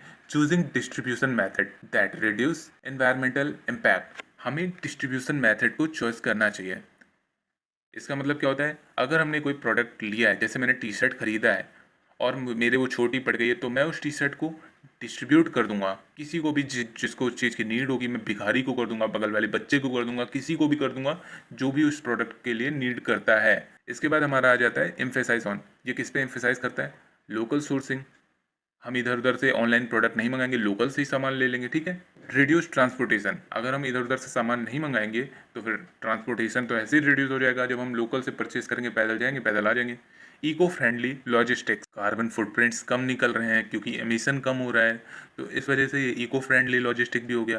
Direct to consumer and digital channels often have smaller carbon footprints. जो भी हमें सेल्स करनी है, अगर हमारे पास कोई प्रोडक्ट है सस्टेनेबल प्रोडक्ट, तो हम उसे डायरेक्ट टू कंज्यूमर, सीधा हम कंज्यूमर के पास उसको डिलीवर करेंगे और हम डिजिटल चैनल्स का यूज़ करेंगे, क्योंकि digital channel small carbon footprints include करते हैं। ऐसा नहीं उनमें कार्बन फुटप्रिंट्स नहीं है, बट बहुत ज़्यादा स्मॉल क्वांटिटी में है। चलिए अब हम देखते हैं B, sustainable supply chain, integrating sustainability at every stage of supply chain management. Supply chain management में सस्टेनेबिलिटी की इंटीग्रिटी एवरी स्टेज पे होनी चाहिए, ठीक है। Practices include ethical sources of raw material, जो भी हम रॉ मटेरियल का यूज़ कर रहे हैं, जो भी सोर्स यूज़ कर रहे हैं वो एथिकल होना चाहिए, अनएथिकल नहीं होना चाहिए। नॉन रिन्यूएबल नहीं हमें यूज़ करना है, रिन्यूएबल सोर्स यूज़ करना है हमेशा। Supplier audits of environmental and social compliance, जो हमारा सप्लायर है उसको चेक करना चाहिए कि जो हमारे प्रोडक्ट्स हैं वो सोशल कंप्लायंस है या नहीं है, एनवायरमेंटल के लिए बेनिफिट्स हैं या नहीं है, ठीक है।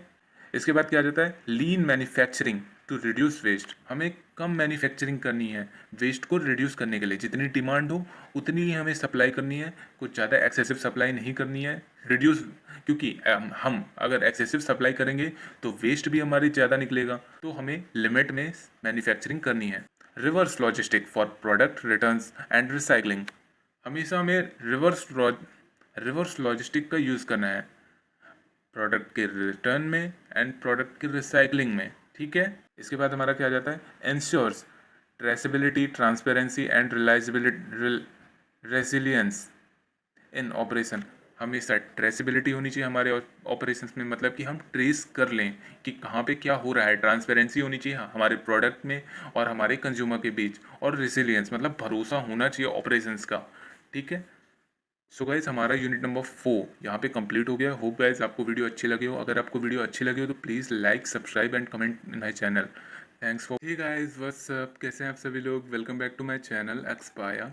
सो गाइज आज हम लोग डीएससी सस्टेनेबिलिटी मार्केटिंग का यूनिट नंबर 5 करने जा रहे हैं। सो गाइज इस यूनिट में हम sustainability legal framework and it's implementation in India के बारे में पढ़ेंगे। सो गाइज बहुत ही ज़्यादा छोटा सा एंड सिंपल सा यूनिट है, हम बहुत जल्दी इसे ख़त्म कर देंगे। तो चलिए हम वीडियो को स्टार्ट करते हैं। सो गाइज हमारा पहला टॉपिक है overview of legal framework for sustainability. Legal frameworks are essential to regulate environmental protection and promote sustainable development. जो हमारा लीगल फ्रेमवर्क है ये एनवायरनमेंट के प्रोटेक्शन को रेगुलेट करने और सस्टेनेबल डेवलपमेंट को प्रमोट करने के लिए लाया गया है। These frameworks include laws, regulations, guidelines and policies aimed at balancing economic growth with environmental preservation and social equity. जो ये हमारे फ्रेमवर्क हैं इसमें हमारा लॉ आ जाता है, रेगुलेशंस आ जाते हैं, गाइडलाइंस आ जाती हैं, कानून आ जाते हैं, पॉलिसी आ जाता है। क्यों आते हैं, balancing economic growth, economic growth को हमें बैलेंस करना है ना, और सिर्फ इकोनॉमिक ग्रोथ को नहीं, एनवायरनमेंट प्रिजर्वेशन और सोशल इक्विटी के साथ हमें अपनी इकोनॉमी ग्रोथ करनी है। सो इसलिए इसमें लॉ, रेगुलेशन, गाइडलाइंस और पॉलिसी इन सब का यूज़ किया जाता है, ठीक है। अब इसके हम पर्पसेस देख लेते हैं। सो पहला पर्पस है to enforce compliance on pollution control, resource conservation, waste management and ethical business practice. So इसमें हमें बताया गया है कि जितने भी बिजनेसेस हैं, जो भी बिजनेस प्रैक्टिस कर रहे हैं, जो भी किसी भी तरह का गुड्स एंड सर्विसेज प्रोड्यूस कर रहे हैं, वो हमारी सारे रूल्स एंड रेगुलेशंस मान रहे हैं या नहीं मान रहे हैं, वो वेस्ट मैनेजमेंट कर रहे हैं, रिसोर्स कंजर्वेशन कर रहे हैं, पॉल्यूशन कंट्रोल कर रहे हैं या नहीं कर रहे हैं। सो ये सब चेक करने के लिए सस्टेनेबिलिटी लीगल फ्रेमवर्क बनाया गया है। सेकेंड क्या है इसमें, to provide a structured system for addressing sustainability challenges. ये फ्रेमवर्क हमारा स्ट्रक्चर सिस्टम है जो कि एड्रेस करता है कि जितने भी सस्टेनेबिलिटी चैलेंजेस फेस कर रहे हैं वो कहाँ पे फेस कर रहे हैं, क्यों फेस कर रहे हैं, उनके रीजंस क्या हैं और उनको सुधारते कैसे हैं। तो ये सब कुछ लीगल फ्रेमवर्क सस्टेनेबिलिटी कर लेता है। सेकंड हमारे पास क्या है, की sustainability related laws in India. पहला लॉ क्या है, the environment protection act 1986। So ये वाला जो हमारा एक्ट है ये बेसिकली हमारा एनवायरनमेंट को प्रोटेक्ट करने के लिए हमारा एनवायरनमेंट प्रोटेक्शन एक्ट लाया गया था। सेकंड क्या है हमारे पास, द वाइल्ड प्रोटेक्शन एक्ट 1972। इसमें हम इंडेंजर्ड स्पीसीज एंड बायोडाइवर्सिटी, जितने भी इंडेंजर्ड स्पीसीज हैं जैसे कि टाइगर हो गया, इंडेंजर्ड स्पीसीज में आता है, तो इन सारे एनिमल्स को और बायोडाइवर्सिटी स्पीसीज को हमें कंजर्व करने के लिए, उन्हें प्रोटेक्ट करने के लिए ये हमारा एक्ट लाया गया था, the wild life protection act 1972। Third law है हमारा the water prevention and control of pollution act 1974। सो ये वाला एक्ट हमारा वाटर पॉल्यूशन को कंट्रोल करने के लिए और वेस्टेज ऑफ वाटर को रोकने के लिए लाया गया था।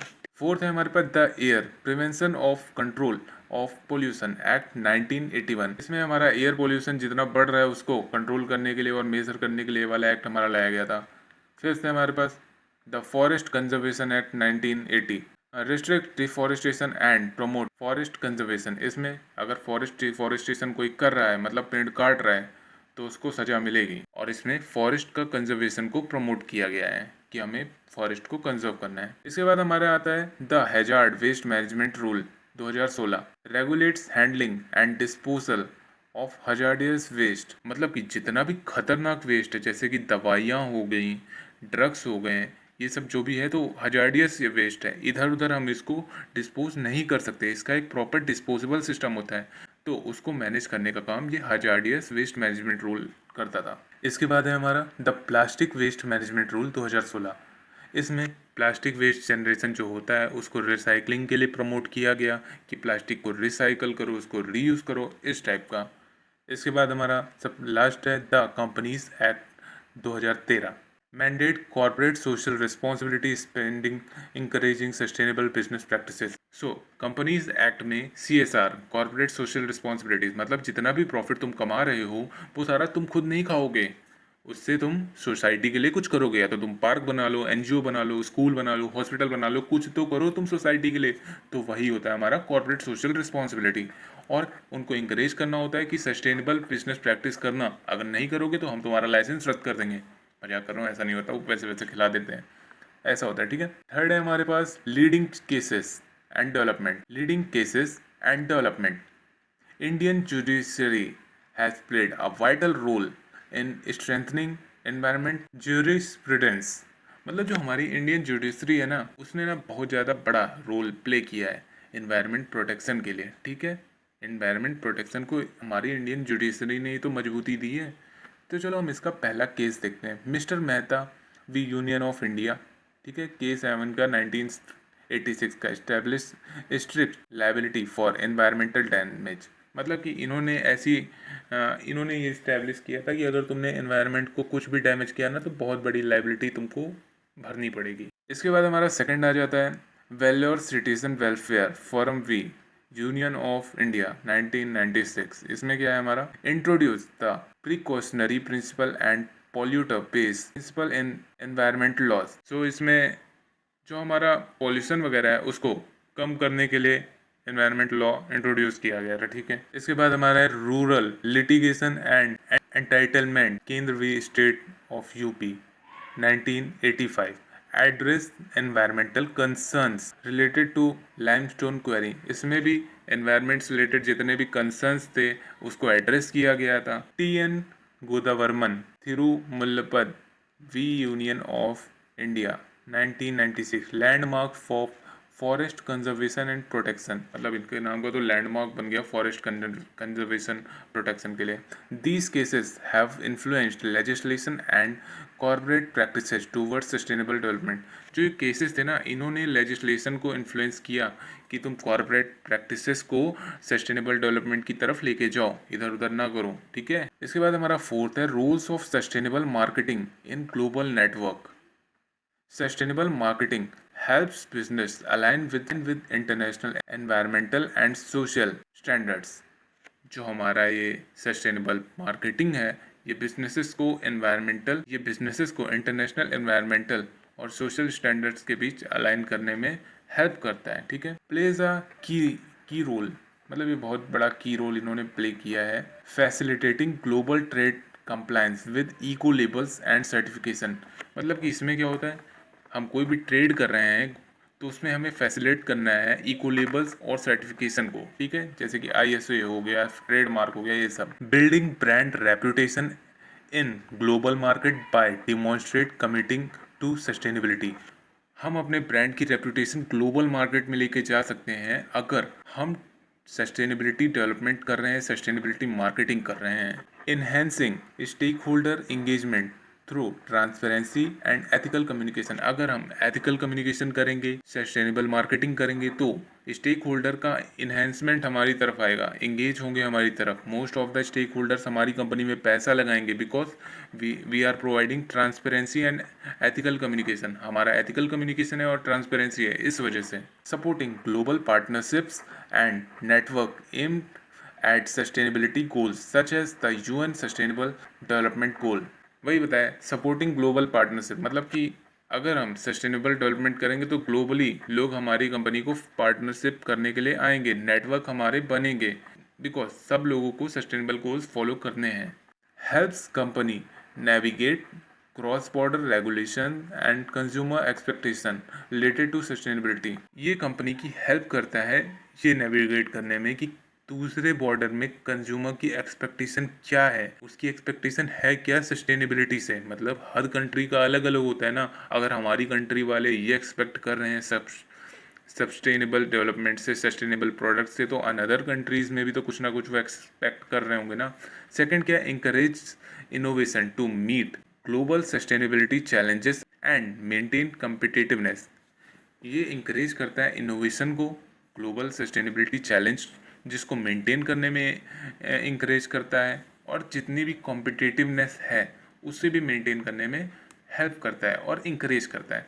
सो गाइज इतना ही था हमारा यूनिट 5। होप गाइज आपको वीडियो अच्छी लगे हो। अगर आपको वीडियो अच्छी लगे तो लाइक शेयर एंड सब्सक्राइब जरूर करिए। Thanks for watching, bye.